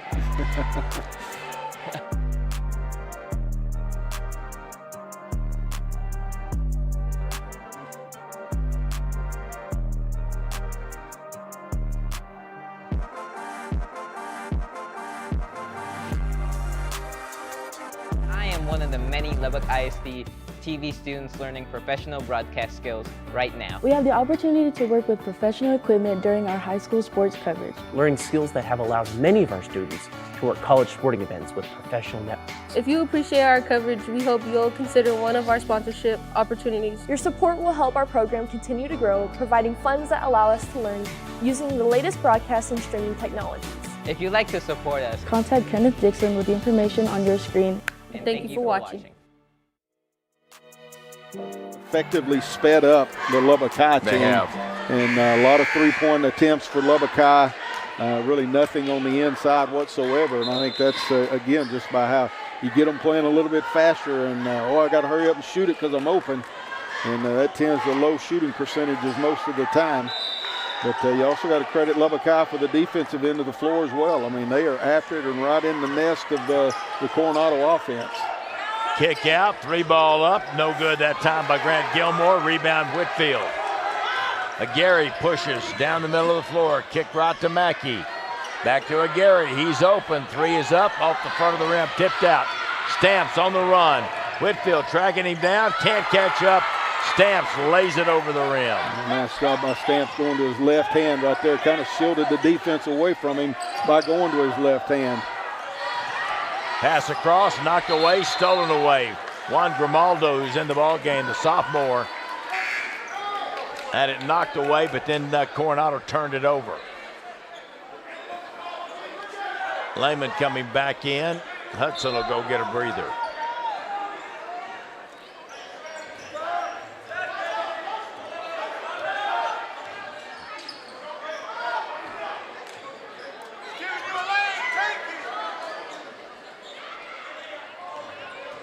Baseline drive of Gary. Threw it across, stolen away by Coronado. Nice job defensive by Coronado, cutting the floor in half, keeping the ball on one side of the floor. C.J. Mitchell with the shot, couldn't get it to go. Here's a putback, no good. This time Mitchell puts it in. That's a good-looking freshman, isn't it? He is aggressive. C.J. Mitchell. Grimaldo. Now the drive that time by Gary, and a foul going to be called. Who'd they call it on? I think they got number 12, Caden Sims. First foul on Sims, 5'11" senior. Hudson back in the ball game. Javion Moody in the game for the first time, 5'8", sophomore for Lubbock High, number 3. There's a baseline jumper up short. Holland's in the ball game now as well for the Nolan Holland. There's a shot up, no good. Rebound Hudson.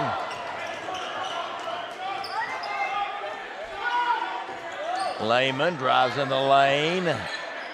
Kick back up top. Moody hit the 3. He just came in the game.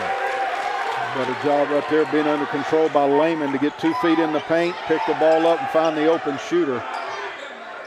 Gilmore a 3. He hit it. Good looking shot right there, Grant Gilmore. He's got 2 threes in the game, and 5 points for Stamps, 6 for Gilmore, and 4 for Mitchell. For Lubbock High, they're all 3s. 1 by Javion Moody and 2 by Joey Hudson. And that puts our score at 15-9 here in the first quarter. Gilmore, pretty hot hand for Coronado, coming out with 2 threes, and certainly not shying away from putting them up either, getting some good looks at it. And saw Coach Gibbs meeting his team at the half-court line after that last one and saying, you can't let that happen. Scouting report obviously says don't let number 2 get open looks from behind the three-point line. Gilmore is leading the Mustangs in scoring this season at about 14 points a ball game, 2 steals and 4 rebounds. Taylor Stamps right there at 13 points. He's a 44% three-point shooter, Coach, which is pretty good. That is good.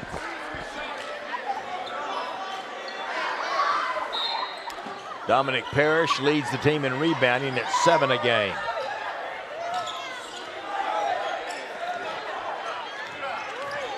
Javion Moody gets it across the timeline. Is fouled from behind. It's going to be on Gilmore.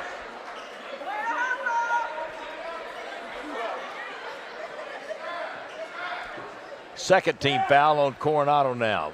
Again, they just count 5, just going 5 fouls a quarter, and then it'll be 2 shots. Then it restarts on the next quarter. Holland to Moody, he'll shoot another 3, hit another one. He's feeling it tonight. Credit Nolan Holland that time, penetrating down on the baseline, stayed strong with the ball, picked it up and found the shooter at the top. Inside they go, spin around Mitchell, shoots it up short, gets it back, puts it up again, fouled. Whitfield coming back in the ball game. Lehman for his second foul. That's not good news for Lubbock High. 3-point lead for the Mustangs. Mitchell's a quick jumper.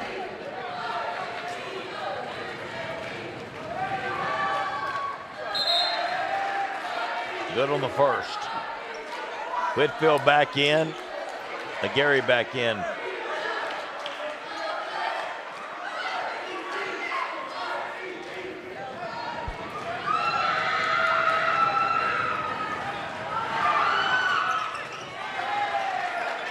Good on both. Connor Lee in for Coronado. He's number 22. 6'5" sophomore.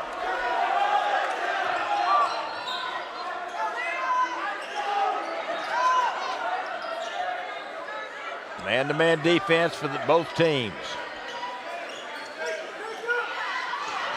Hudson almost lost it.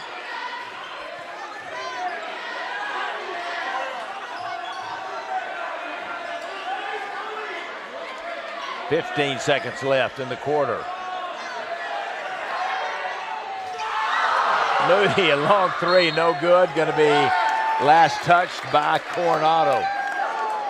I told you Moody was feeling it. He almost, that one went down and popped out.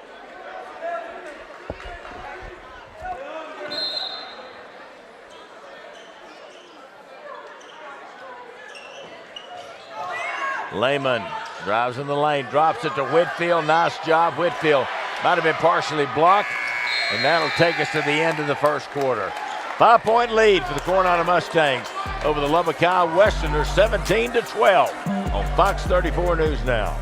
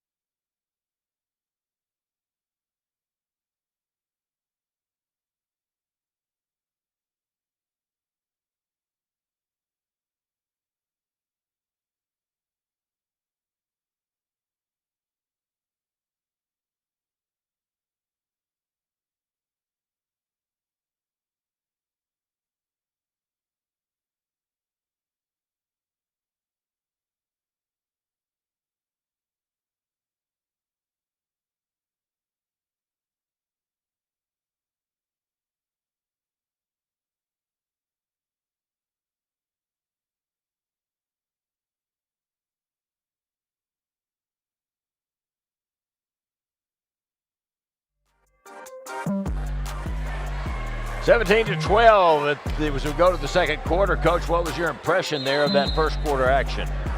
Great effort out of both teams, and Lubbock High knocks down 4 3-pointers in that quarter. Probably needing to find a way to get some points in the paint somehow, some way, not completely live and die behind the 3-point line. And tell you what, we talked about both coaches demand effort out of their team. They're getting it tonight. Trap up top. Lubbock High changed their defense up here, Coach. Trapping at him. Corner 3. Up and in, and a foul. Chance for a 4-point play. And the foul is going to be on Lehman, and that'll be his third. Attacking that half-court trap. Lubbock High almost forced a turnover up top, but then trying to recover down to Gilmore in the corner. Didn't get there in enough time. He knocks down the 3, and Lehman gets his third foul. That's huge for Lubbock High. Completes the 4-point play. There's the steal by Gilmore. Going to stop and shoot another 3 and hit it. Talk about feeling it tonight. Grant Gilmore is feeling it. That is 4 threes in the game plus the free throw. He's got 13 points. You can tell he likes his shot tonight because he pulled up in transition that time with absolutely no hesitation. See that big old Kool-Aid smile on his face there in the timeout. He knows he's got it going on the offensive end tonight. Coach Mims got to be happy with what he's seeing so far from his Mustangs. Reggie Gibbs, I think you hit the nail on the head. They're getting all their production from outside the three-point line. Not to short Coronado. They've gotten 5 threes in the game.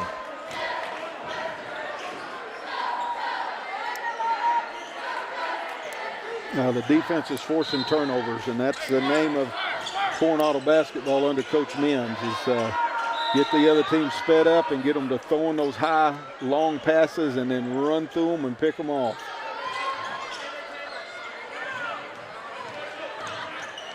Good job by Gary, gets it down the floor.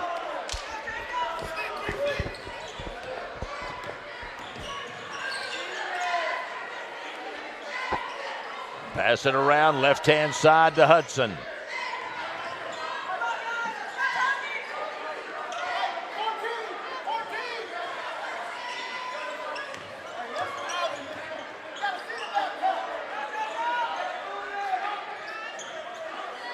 Whitfield in the corner.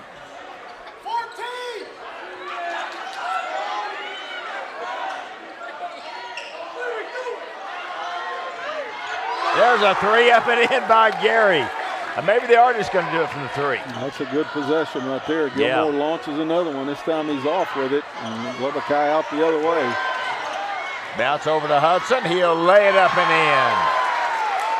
That was a nice job right there in transition by Gary, drawing the one defender that's back and dumping it off to Hudson. Now blocking foul will be called on Grimaldo.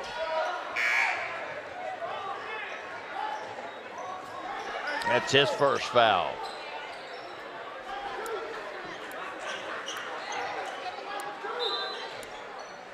Taylor Stamps to inbounds.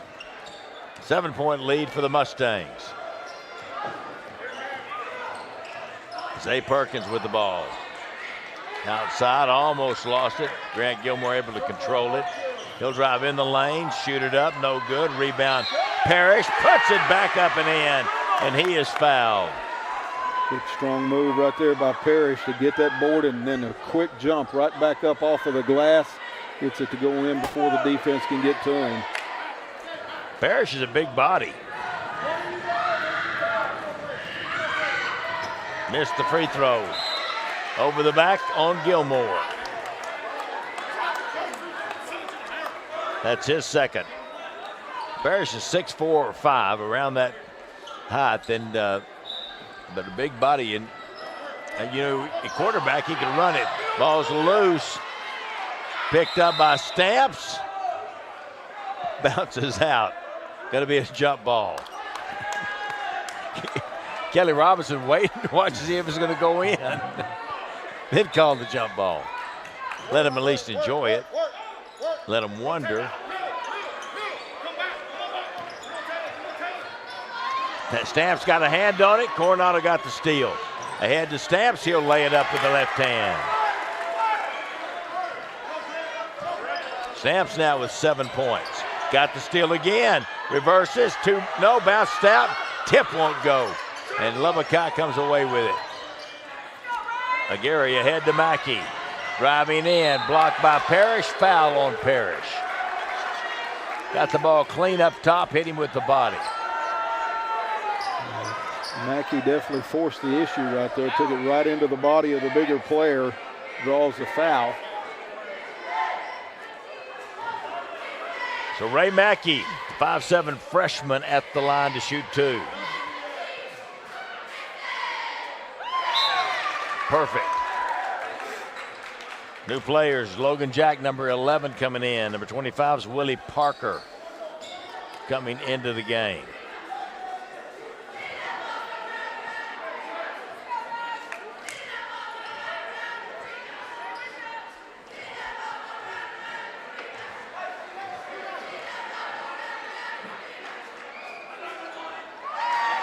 Also, well, Zay Perkins was already in there. 28-19.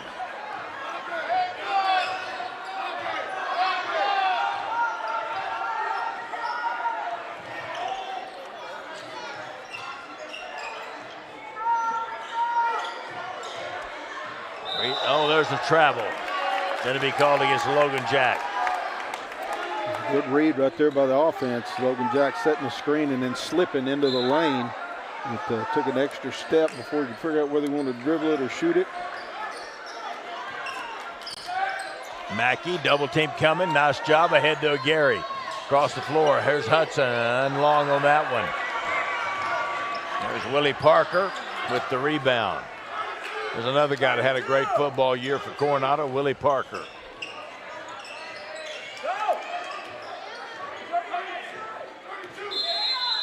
They're going to call 3 seconds, didn't they? 5 seconds, closely guarded. Oh, Willie Parker was just standing in the lane. It's just his heels were in there. It was Hudson that just had good ball pressure on the ball handler Perkins and never got any separation away from him, and 5 seconds closely guarded. Gary. Mackey to Hudson. Moody, 3, in and out, back in again. His third 3 of the ball game. A big lift. Mackey got the hot hand tonight, and he's keeping them in it.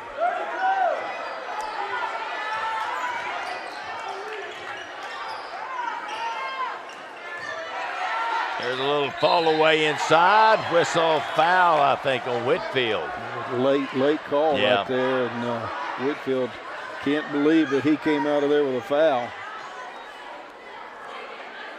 But he did, his second. That'll send Willie Parker to the line to shoot 2.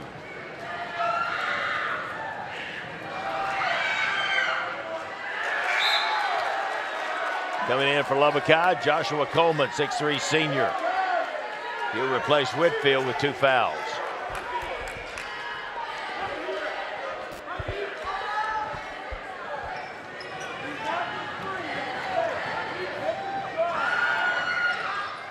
Missed them both. Coleman with the rebound. Ahead to Moody. Now Hudson, baseline drive, cut off nicely by Jack. Moody almost lost it. Now they will lose it. As Hudson was coming around, they couldn't handle the pass. Good defense over there by the freshman Mitchell. Just, not giving Moody any room whatsoever, recognizing that he's got 3 threes in the game. No.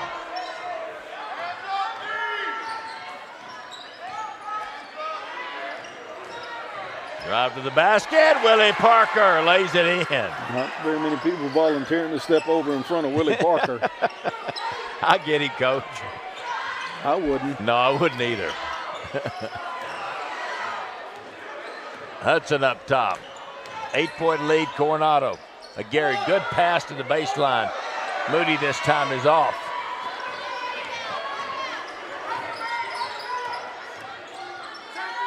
Kick to the corner, air ball by Parker. Mackey with it. Behind the back dribble, stolen by Logan Jack. Here's outside, 3-ball up and in, C.J. Mitchell. Well, I like this freshman. He's a good-looking player. Ray Mackey back to a Gary. Moody gonna launch again, hit again. 4 threes for Javion Moody. Really nice job of handling the pressure right there, getting the ball reversal. And a charge gonna be called. Joshua Coleman picked up the charge on Zay Perkins. His first foul. Timeout on the floor. Going to be a full timeout. 2:36 to go in the first half. 33-25. Coronado over Lubbock High on Fox 34 News Now.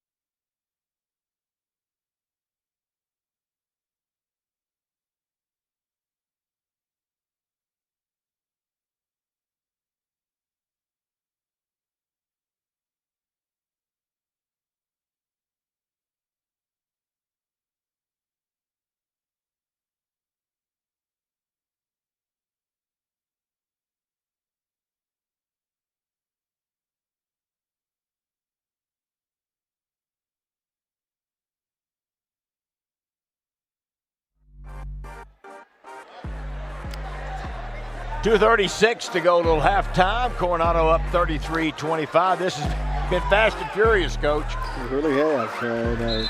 Both teams letting it fly when they get a little bit of space on the offensive end, and it's made it a lot of fun because they've been going in.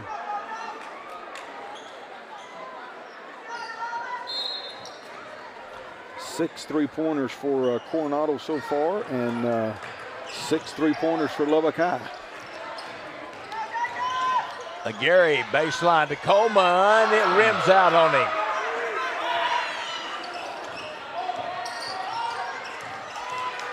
Kick out. There's Stamps. He's got a shot. No good. Rebound. Pulled down by Mitchell. Spin move. Nice move by Mitchell.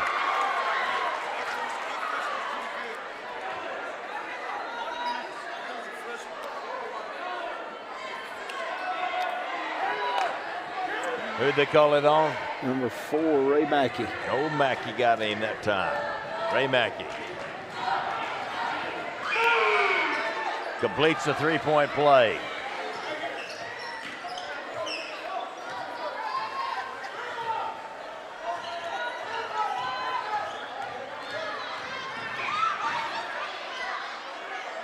Here's a three up top. There it is by Hudson.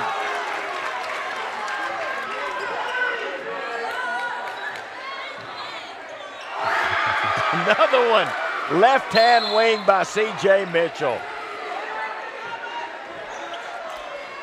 My goodness.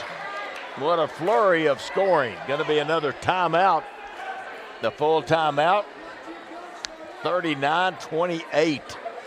This freshman coach, 2, 4, 6, 8, 14, 15 points. He plays with a lot of confidence. That last three-pointer right there to answer Hudson's on the Lubbock High end. Quickly into the front court, and Mitchell, there's no hesitation whatsoever, lets it fly again. He's having a huge quarter and a huge game for the Mustangs. It has really been fast and up and down the floor, and both teams putting pressure. Big quarter for the Coronado Mustangs, up 11. Three-pointers have been the lifeblood of Lubbock High. 4 threes by Javion Moody, 3 threes by Joey Hudson, and a Gary with one just for good measure. Remember how big Jarrett Culver was when he was a freshman? You might remember. He's probably 6 foot, 6'1". About the size of Mitchell. Yeah. Mitchell might have grown up as a kid watching Culver going, they have. I want to be that someday. A Gary to the basket all the way. Did a good job of getting there, but it bounces off. Here comes Mitchell. Stamps pull up from about 8, no good. Rebound, put back, no good. Coleman's got it. Another football play, strong. Foul's going to be on. Did he say 12? 12, Caden Sims. Yeah, Caden Sims in the ballgame, 5'11" senior. It's his second foul. Like Mr. Magoo trying to do the game.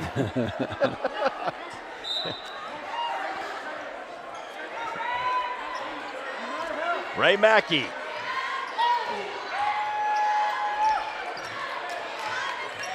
Yeah, he's got a good handle to him. Mackey does. He does. Just drew the third foul right there on Grant Gilmore, and gets a trip to the free throw line. So it's a big deal. Score with the clock stopped.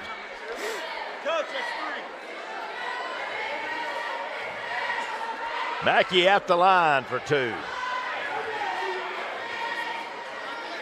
And I like this. No more 1-and-1. I don't have to draw that little squiggly line above. I imagine that's why they put the roll in. I know. They knew it would help you. Yeah, sure they did.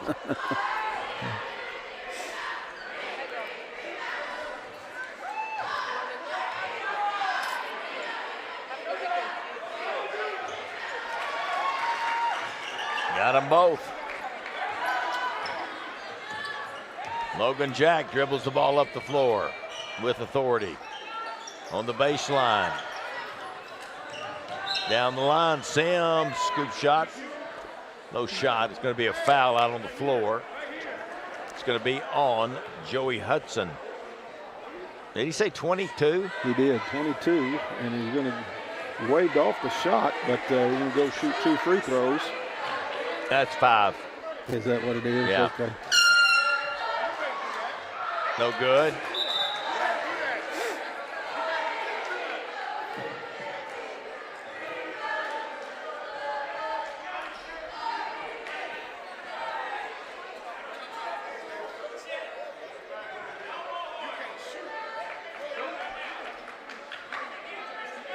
KJ Portee at the line. There was a horn up in the stands.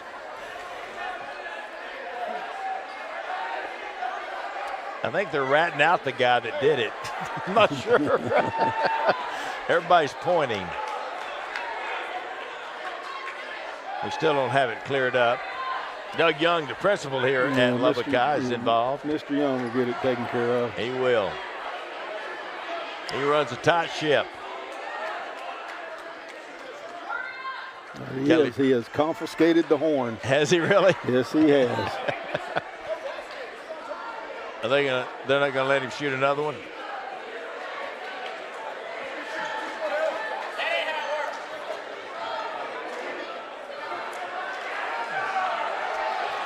Kuhn Cleopatanon checks in the ball game. 6'3" senior. Next one's good.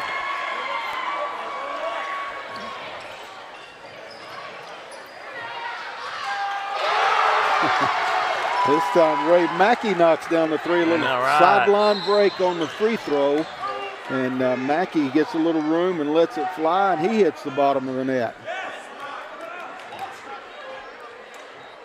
I don't know who the foul was on, though. It may have been on 4, maybe. I don't know. Who was that foul on? It was on 4. You got it. It was on Ray Mackey. And KJ Portee. Well, he was just at the line, wasn't he?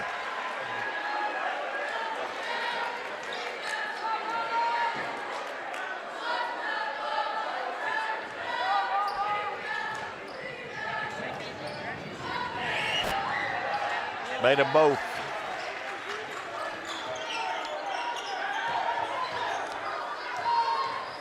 (42-33).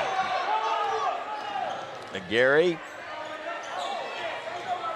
gets to the baseline, cut off there. Oh, stolen away. Mitchell just lays it up.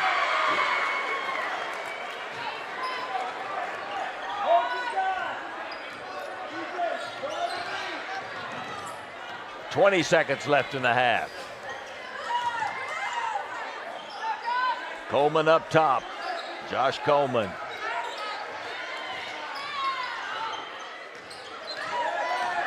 Down to 7 seconds left.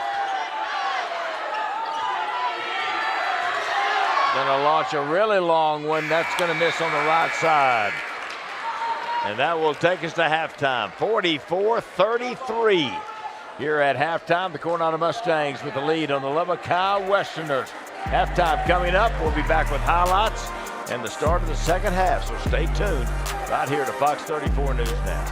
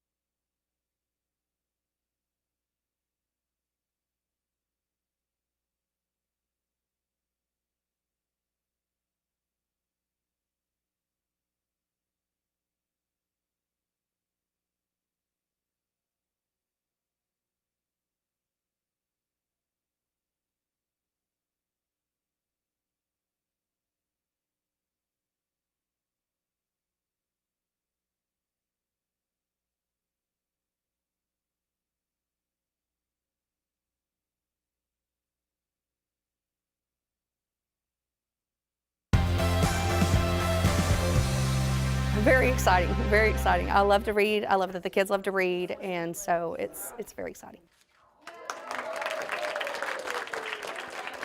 I was awarded some money from my foundation of a student here, and that money I'd saved up. I wasn't quite sure what I wanted to do with it yet, and when I started thinking about this machine, I knew that was the perfect spot for it. There it goes. It was actually really cool. It was like really cool seeing all the new books that was in it, and like seeing it like dispense and do all this stuff. Just so you know, over here on the very far right, these are Spanish books. It was really nice because, I mean, it's like, oh my gosh, it's brand new. We got to do it first. It was really cool. It was really nice having pretty much the first selection of books before anyone else. It's filled with books from our book fairs. I was able to purchase more books using funds from our proceeds from the book fairs. I think that it's really nice because our students, they get to get rewarded for their good behavior. So I'm going to give every staff member a token, and they're going to be able to give it to whoever they want, whatever student they want, through the semester. So they'll get one in the spring and one in the fall to use however they see fit. We also do an IB Profile Award for our grade levels every 9 weeks. And so those winners will also, when they get that award, they'll also get a token to come pick a book. And then starting next school year, the 24-25 school year, we will also do their birthdays. It's around 1,000 books a year. It's going to be really cool because they're going to get rewarded with books and going to be able to find like subjects that they really like. I've had lots of parents say, well, how do they return them? And I'm like, they don't have to return them. These are theirs to keep. Then when a new book was in replacement of an old one, and I realized that first one there generally has the advantage. I definitely want to thank the Hoopman Family Foundation, because if it wasn't for them, we wouldn't be able to have this awesome machine. It's just nice to have it, to know that our students' families donated the money and they're interacting with the school. If y'all will divide up 3 people per bed. A busy week at the Byron Martin Advanced Technology Center, seniors in health science practicum courses shared what they do with current sophomores and juniors. These students work outside of the ATC in the healthcare industry. They set up different stations to give fellow students a glimpse of the requirements, activities, and licensing involved with each practicum. Students taking EMT courses had the opportunity to tour the University Medical Center's AMBUS. The AMBUS is a 24/7 mobile intensive care unit equipped with advanced medical technology to support up to 24 patients. It's one of only 16 such vehicles statewide. Students learned about its specialized operations and how they could be one day part of the team. Lubbock ISD TV students took part in a local contest to advance to the Skills USA district competition. Students competed in 5 different audio-video production challenges. We were the anchors for the team, so we just got done writing the scripts and putting it all together, and then we just anchored for our team. Students who advance will compete at the district level, hoping to move on to the state contest in Corpus Christi. Lubbock High School students held a special story time at Majan Elementary. They read with pre-K, kindergarten, and first graders, and also answered their questions. I like showing our faces, wearing the brand, letting them know that, hey, Lubbock High is a great school to go to. They can do great things there, and I feel like Lubbock High will help them succeed in the future. Westerners plan to read with each elementary in their feeder pattern. Now you're in the loop with Lubbock ISD.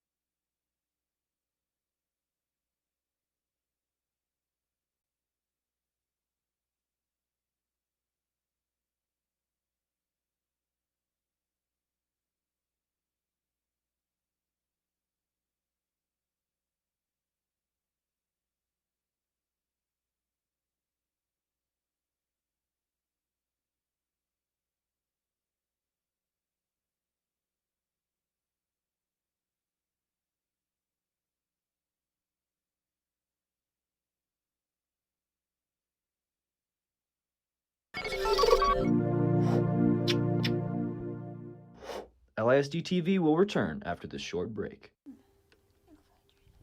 Hello, everybody. Welcome back from winter break. We are on location here at Lubbock ISD TV, where students are going to do a local competition to be competing for Skills USA. Let's learn some more. We are doing a practice competition, but we're treating it as a real competition for our students. We're calling it our local competition.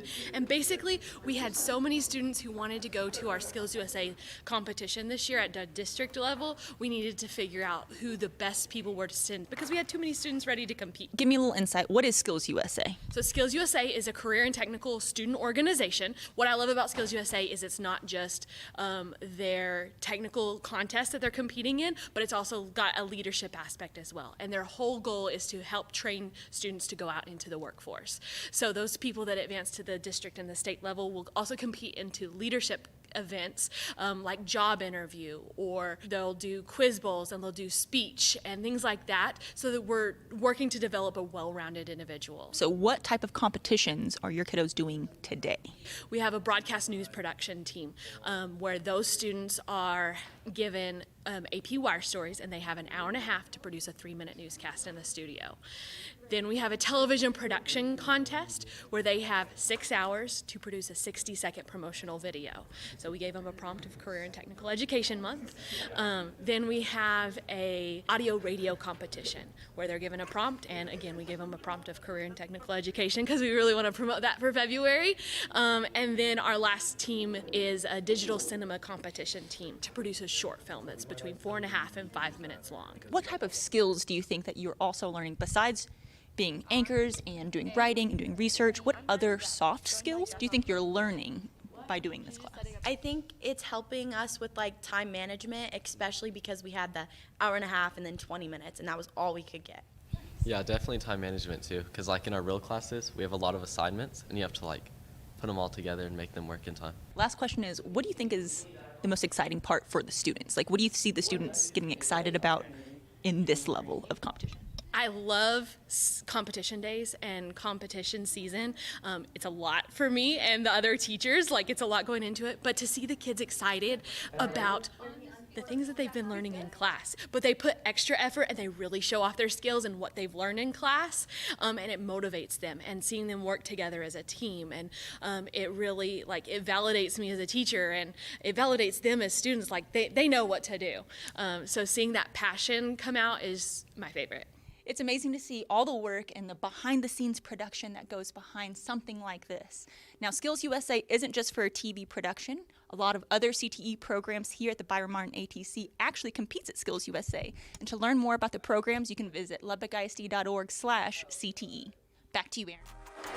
Welcome back to Lubbock High School, Western Arena. Let's take a look at some of the highlights from the first half of the ball game for these two teams. There were a lot of threes, Coach. I'm guessing we're going to have some of those. Yeah, that was the name of the game for both teams, really. Both teams shooting it pretty well. And Hudson got Lubbock High off to the start with a bank shot from the top of the key. You always take those. And then Mackey right there, or excuse me, Moody gets that one to go in. Other end of the floor. Just a nice all-around ball right there. There's Mitchell, the freshman. Nice job. Gilmore had a good half, and we're into the second half. All right. Coronado will have the ball to begin here. Mostly there were threes. Move inside, blocked by Whitfield and taken away. That's a turnaround move in there by Dominic Parrish, but Whitfield just went up and blocked it. Good weave, gave the advantage there to Parrish to get deep in the lane, but what a block coming out of Tajay Whitfield. Stamps almost fell down.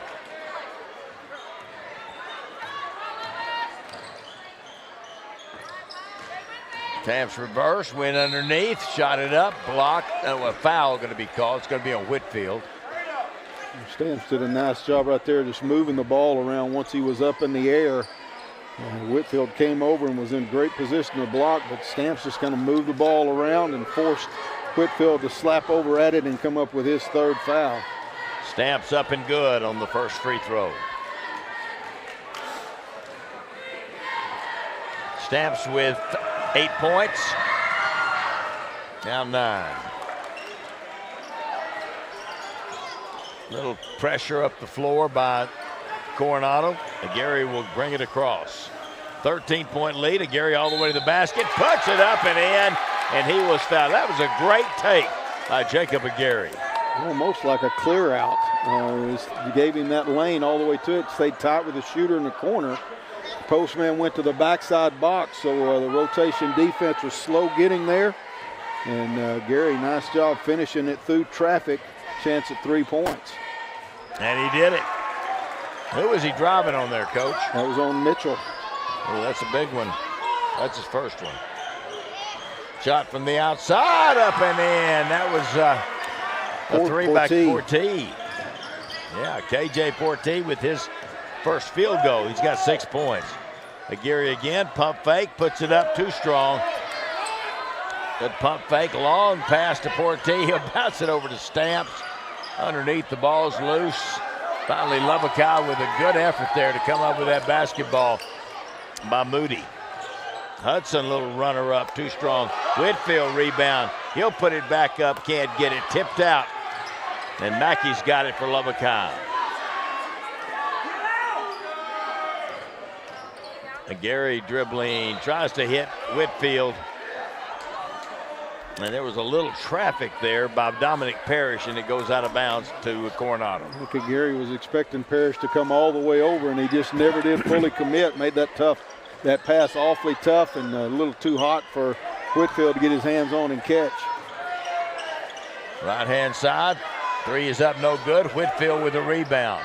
Long pass, going to be stolen by Zay Perkins, but he is stepped on the sideline. Had a good read on the long pass right there. Perkins this time got the read as he was back in the safety position and got a good break on it. Just ran out of room. C.J. Mitchell going out. Coming in for him, Grant Gilmore with those 3 fouls.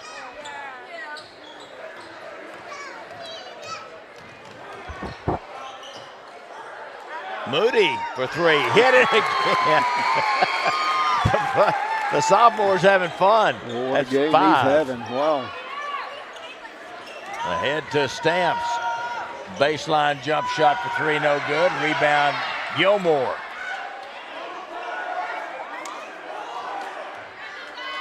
Perkins will reset in the center circle. Good drive by Gilmore. Can't get the shot to go, but fouled.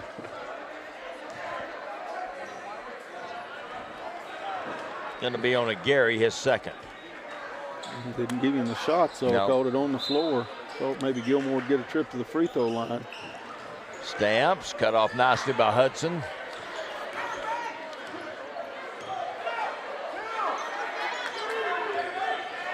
Good hedge, but Parrish got the roll. He'll kick out to Stamps, shoots it up and ripped it. Beautiful shot that time by Taylor Stamps. Good find by Parrish down in the low post and kicking back out. And boy, Stamps was really in position to catch and shoot right there. Nothing but net. And Gary over to Mackey.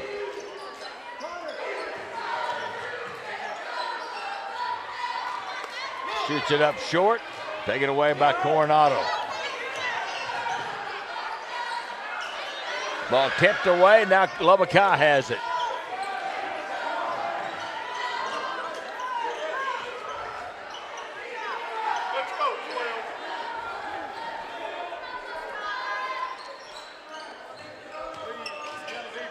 Hudson.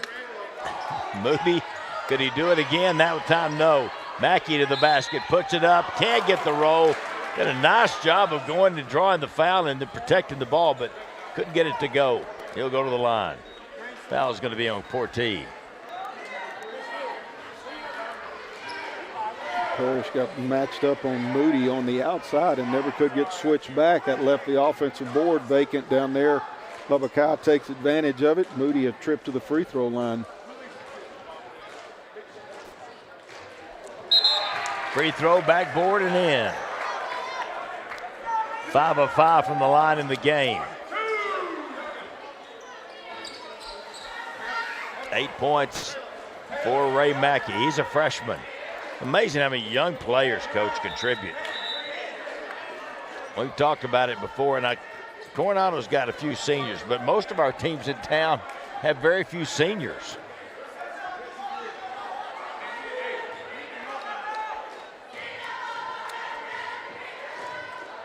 "12-point lead for Coronado.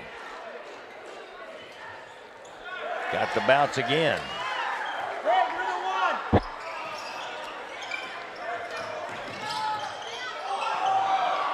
Baseline jump shot up and in from about 15 feet. First points in the game right there for Connor Lee. 6'5" sophomore.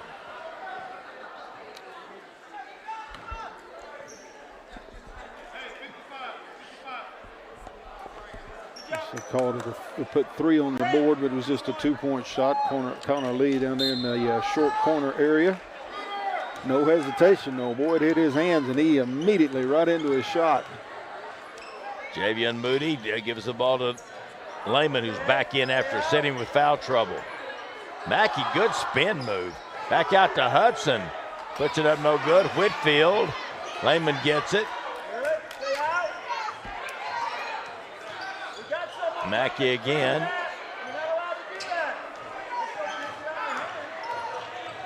Hudson to Whitfield.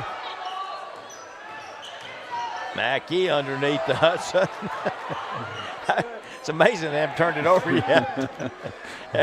Coronado's touched it several times. They're just staying with it. Hudson. Mackey for 3, rolls across, rebound underneath, fought for. They're going to stay with Lubbock High. I'll tell you what, Whitfield has really battled hard on the glass tonight. Both ends of the floor, he's done a heck of a job getting possessions for Lubbock High. Not a big offensive scoring threat, no points in the game, but really commendable what he's done on the glass. Somebody needs to shut the door. It's cold in here.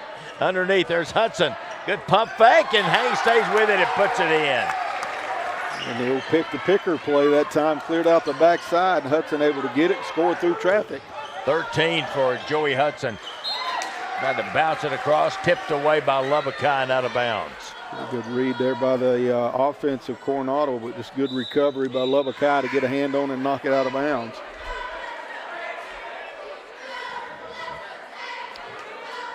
No. Jacob Aguirre back in the ball game. Up top, Logan Jack somehow kept control of it. Threw it on the left-hand side. Hudson with a hard foul as he went after the ball that time of Dominic Parrish. And that's 4 fouls on Joey Hudson.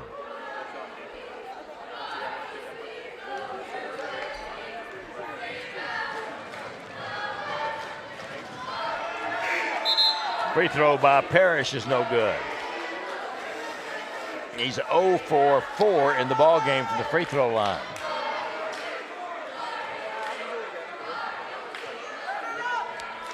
Willie Parker, number 25, back in for Coronado. Missed that one. Rebound. Whitfield lost it between his legs. Blocked by Whitfield on the shot by Parker. Big pressure over here. Timeout by Coach Timeout. We're going to take it to 2:43 to go here in the third quarter. 54-43. Coronado leading Lubbock High on Fox 34 News Now.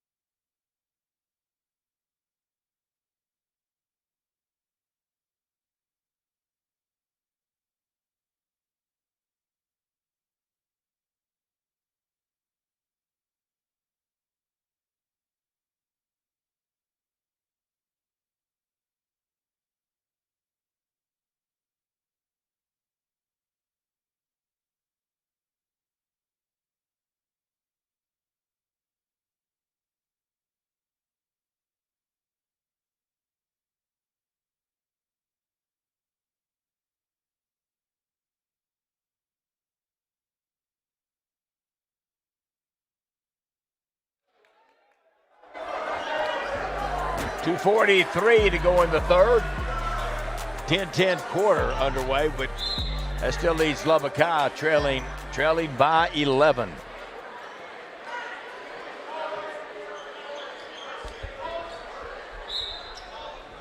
Parrish to inbound. Gets it to Lee. Grant Gilmore up top. Good pressure by Lehman. Over to Connor Lee.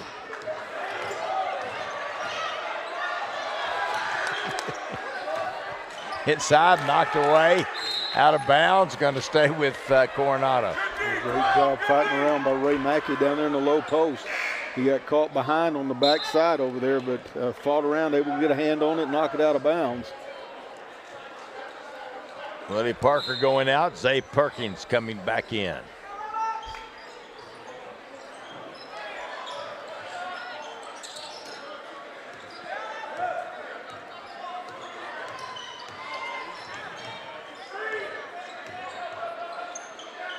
Connor Lee over the top, good pass to Parrish, can't get it to go, but he is fouled.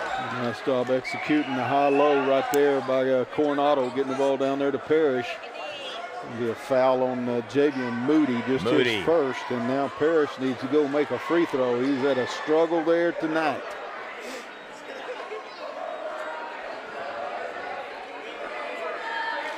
Oh, 5 in the ball game. 0-6. Here come the subs back in the ball game. Or new players. Markel Smith, number 15, coming back in. He's a junior.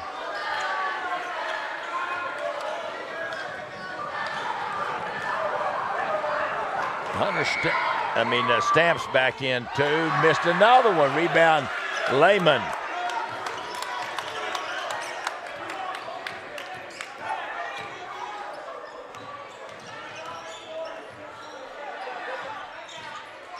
Drive by Gary, kick to the corner. Moody, catch and shoot. Perfect. He brought rain with that one. Gary drove the baseline, kick to the backside corner, and you're right. There's one from the other side for Coronado, no good. Rebound and a foul will be called. That shot from the corner was by Germany Lemons, number 30. Get Lehman on his 4th foul. He's been able to play most of this quarter without picking one up, but now gets his 4th and sends a real good free throw shooter to the free throw line.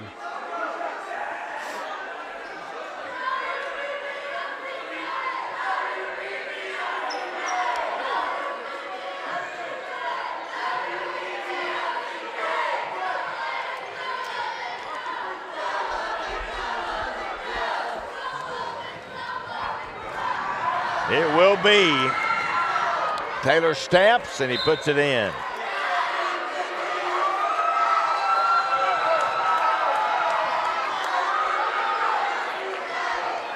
He's 44% from the three-point line. He's even better from the free throw line. 4 of 4 tonight. 14 points for Stamps.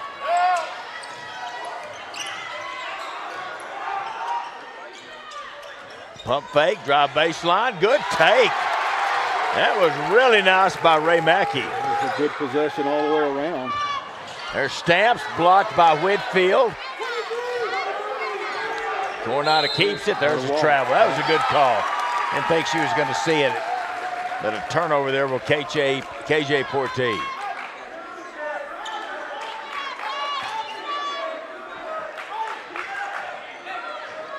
(56-48). Whitfield up top. Cleo Patton back in the ball game, number 32 for Lubbock High.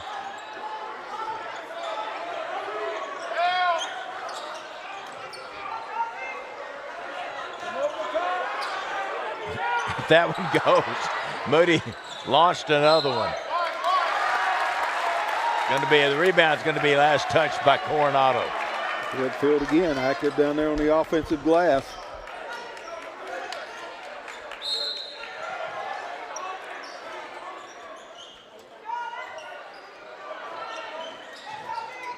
To a Gary. Wide open, Mackey for three. He knocked it down. Great execution on that baseline out of bounds play. It was. Got him wide open. Stamps lost the dribble. He able to get it back. It's a 5-point game. 3 up top. No good. Whitfield with the rebound. That was Portillo and couldn't get it to go. Lubbock High, 20 seconds left. Kick left. Out of bounds. Yep. He ran out of room down there. That was Moody looking for another one, but didn't give himself enough space. Heels on the out of bounds line. Well, that would have been big. It's Yes, a 5-point game. Lubbock High has fought their way back into this one. There's Stamps, kick to the corner. Back up to Stamps. 10 seconds to go. Right-hand side. Turn around, no good. Stamps, catch, shoot, and hit. Beautiful shot by Taylor Stamps. And that's going to take us to the end of 3. 59-51, Coronado on top of Lubbock High. 1 quarter left on Fox 34 News Now.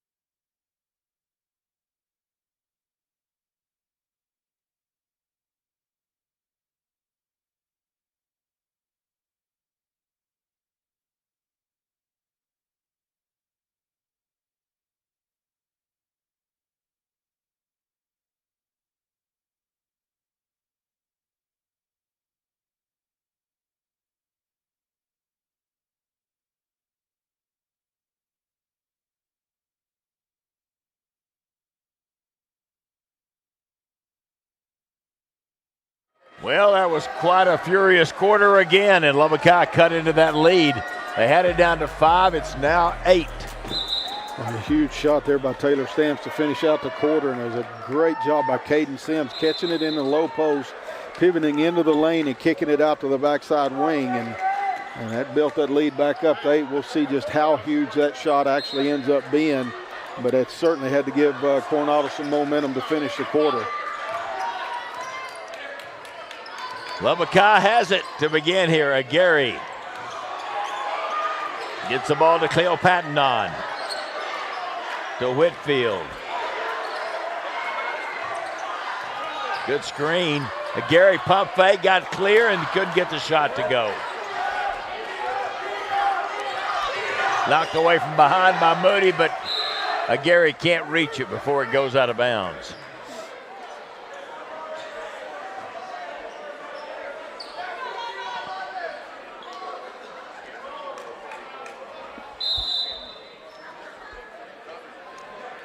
Going to be a 30-second timeout, I believe. Nope, going to be a full timeout. We'll keep it right here. 59-51. I saw the score just roll up there on the scoreboard. What's Lubbock High got to do, Coach, to get a win here at home? Well, you got to keep trying to get stops is the main thing, and obviously playing from behind points are important, but they got to get stops. I just think they've done a great job of playing their hearts out, and they've really kept themselves in it because they are playing so hard. Here's this shot that ended the quarter, and I said it was Caden Sims, actually Logan Jack that made that pass to the backside, and again Stamps. It was a nice job of being in rhythm. Right when it hits his hands, he gets into his shot in a hurry, and a very pure shooter, 44% like you said, and you can see why. And that was a big 3. Now for the Coronado Mustangs. They're trying to hold off this Lubbock High team, and that 3 certainly helps, but Lubbock High has been deadly from outside tonight. For Coronado, I think the big deal is you don't want turnovers that lead to breakaway points. They're going to work the ball, but almost was one right there that we said they didn't want. That's an example of what they don't want. Yeah, and it almost happened. Mackey with a good break on the ball. Looks like Coach Mims may spread them out here a little bit. Going to move the ball up top. C.J. Mitchell back in the ball game, number 23, along with Grant Gilmore driving in, blocked, fouled. It's going to be on Tajay Whitfield, that's his fourth. And Grant Gilmore to the free throw line.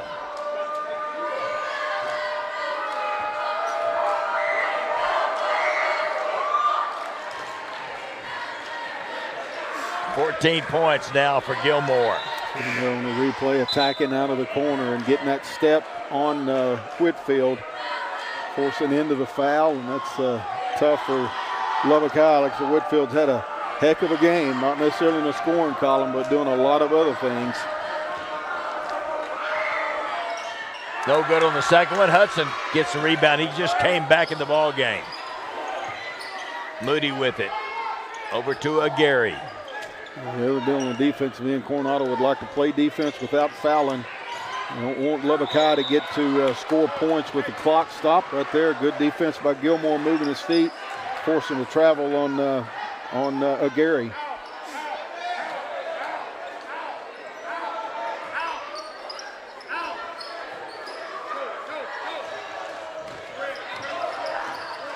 Like Coach Mims is saying, that five guys were better at one position somewhere.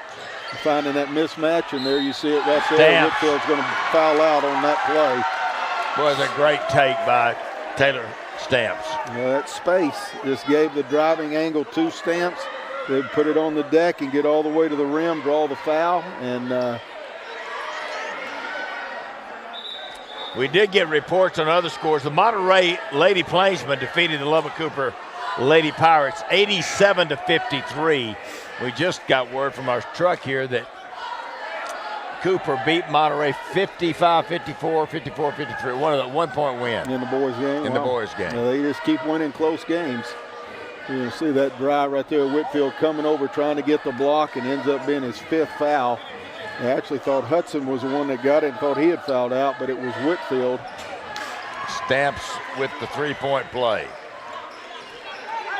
A little breathing room now for the Mustangs.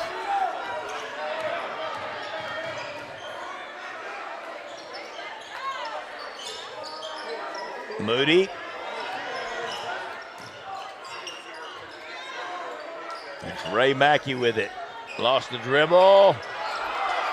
Stolen away. Great defensive possession there by Grant Gilmore, but also Portee did an excellent job on Javian Moody as well. 6 minutes to go. 12-point lead for Coronado. Gilmore to the basket, got the roll. Good spin on the basketball. His spread is really causing Lubbock High a lot of trouble. It makes ball reversals very easy and then attacking the glass. Lehman with a good step through, can't get it, too strong. The other way with Mitchell, all the way to the basket, can't get it. Gets it back, puts it up and in. C.J. Mitchell with 19 points now steal by Gilmore. He'll set and shoot and put it in, only a two. Explosion here by Coronado. The game really getting away from Lubbock High. Gary to the basket. Offensive foul.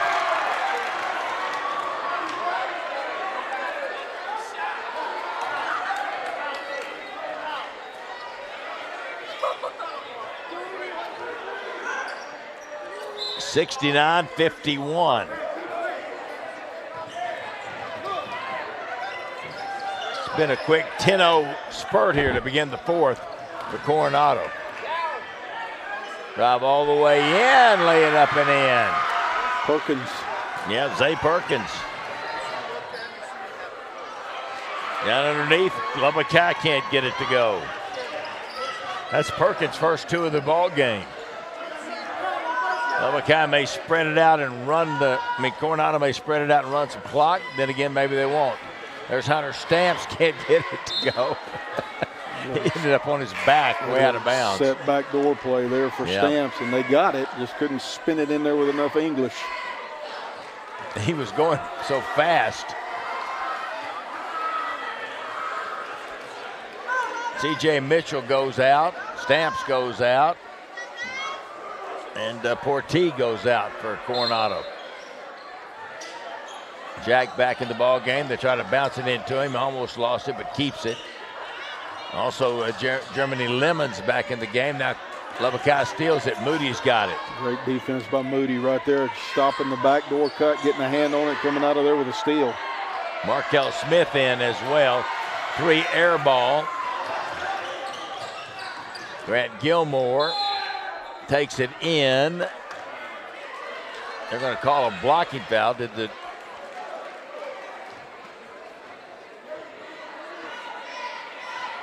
two shots coming up. See Gilmore attack here off of the dribble, and Gary, I guess just not there soon enough. 4 fouls on a Gary. Grant Gilmore 2 free throws, gets the first one.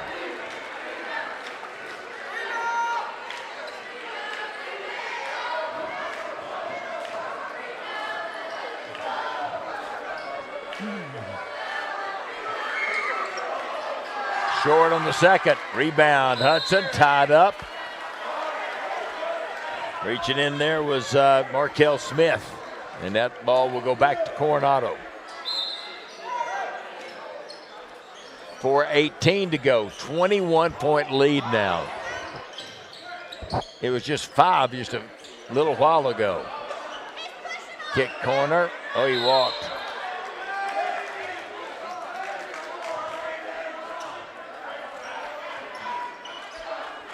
Didn't mean to.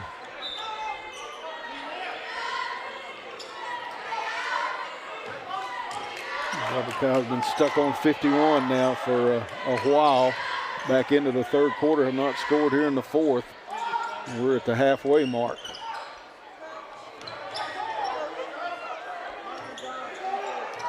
Lehman kicked right to a Gary. Corner, Mackey. He's had it taken away from him. Caden Sims got out to the three-point shooter and then just took it away. Drive all the way in, lays it up and in. Perkins. Ray Perkins, now another basket. And spread offense has just really turned this completely in Coronado's favor. Connor Lee coming back in. Willie Parker coming back in for Coronado. Going out will be Markel Smith. Grant Gilmore coming out.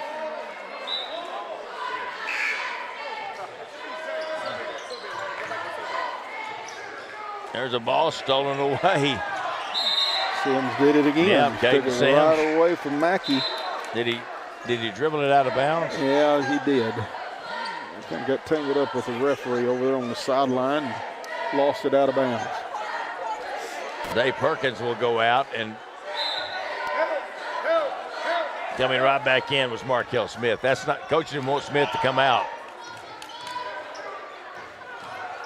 And Gary dribbling in.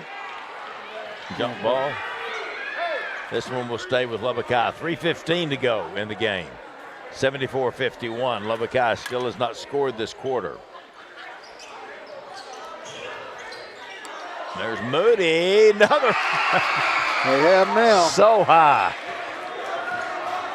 It's a seventh three. 7 threes. There's a drive. Layup rolls out of there. Hudson has it.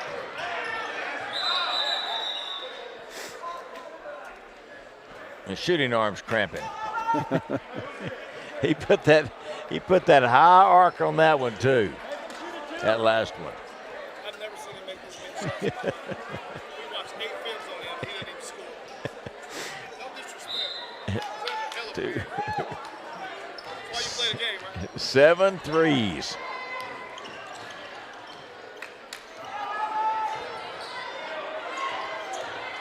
There's a drive by Lehman. Good drive. Can't finish.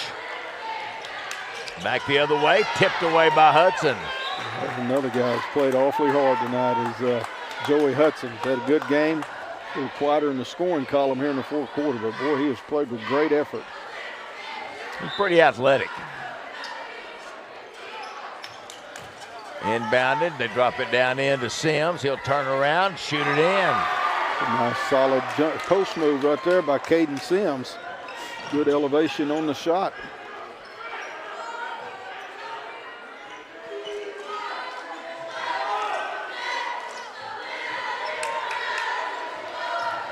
There's Hudson, takes it inside, got the roll.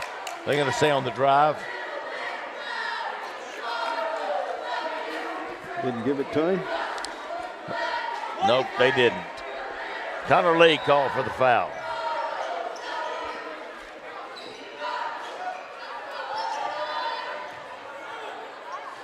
Mackey, he'll take a three and rip it. 17 now for Mackey. 20-21 for Javion Moody.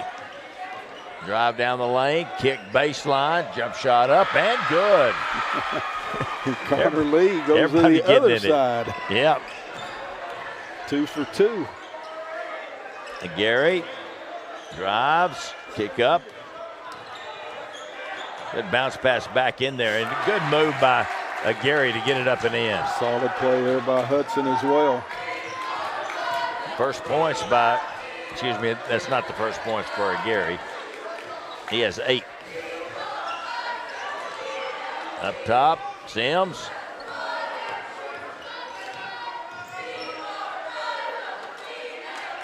Another one from the baseline. Sims gets the rebound, drops it underneath. Up and in by Willie Parker.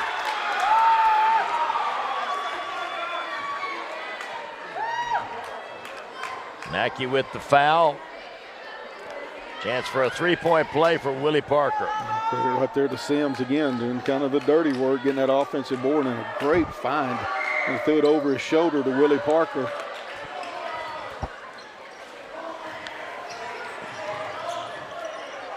Mackey open again, puts it in again.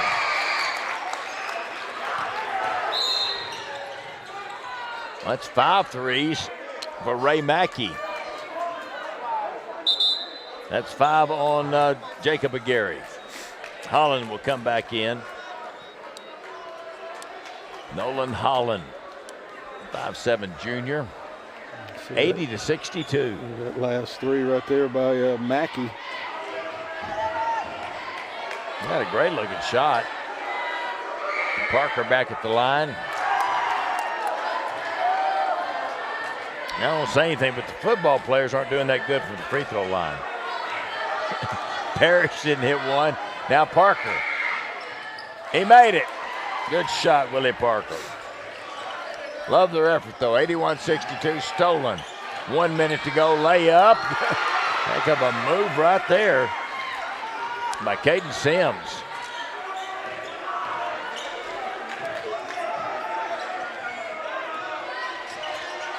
.45 seconds to go. Up top, 3 off the back of the rim, no good. That shot was up by Holland, up the floor, blocked. Put back won't go. Rebound Holland inside, ball loose on the floor. Picked up, put in by Sims again, wasn't it? It was. It was. He's got 6 in this quarter and the game. All the way to the basket. Layup won't go. Thought it could have been a foul, none called there. Sims again. He's got 8 in the quarter. 87-62. Mackey again for 3, no good. Rebound, Lehman inside. Loose, there's going to be the horn. Mackey at the buzzer, no good. That's going to do it. 87-62. Coronado Mustangs beat the Lubbock High Westers. What a fourth quarter by Coronado. Yeah, they really exploded out of there. The spread offense really turned things in their favor. Great effort by both teams. Well, this was fun, end to end, and just great intensity by both groups. All righty. That'll do it here for tonight as Coronado wins this one 87-62. The Lubbock High Lady Westerners won the first game over Coronado. In that one, it was a good one right down to the end, 50-43. And that's going to do it for us here tonight. Thanks, everybody, for tuning in to Fox 34 News Now. Thanks to the Lubbock ISD TV 12 crew for making it all happen. We'll see you next time right here on Fox 34 News Now.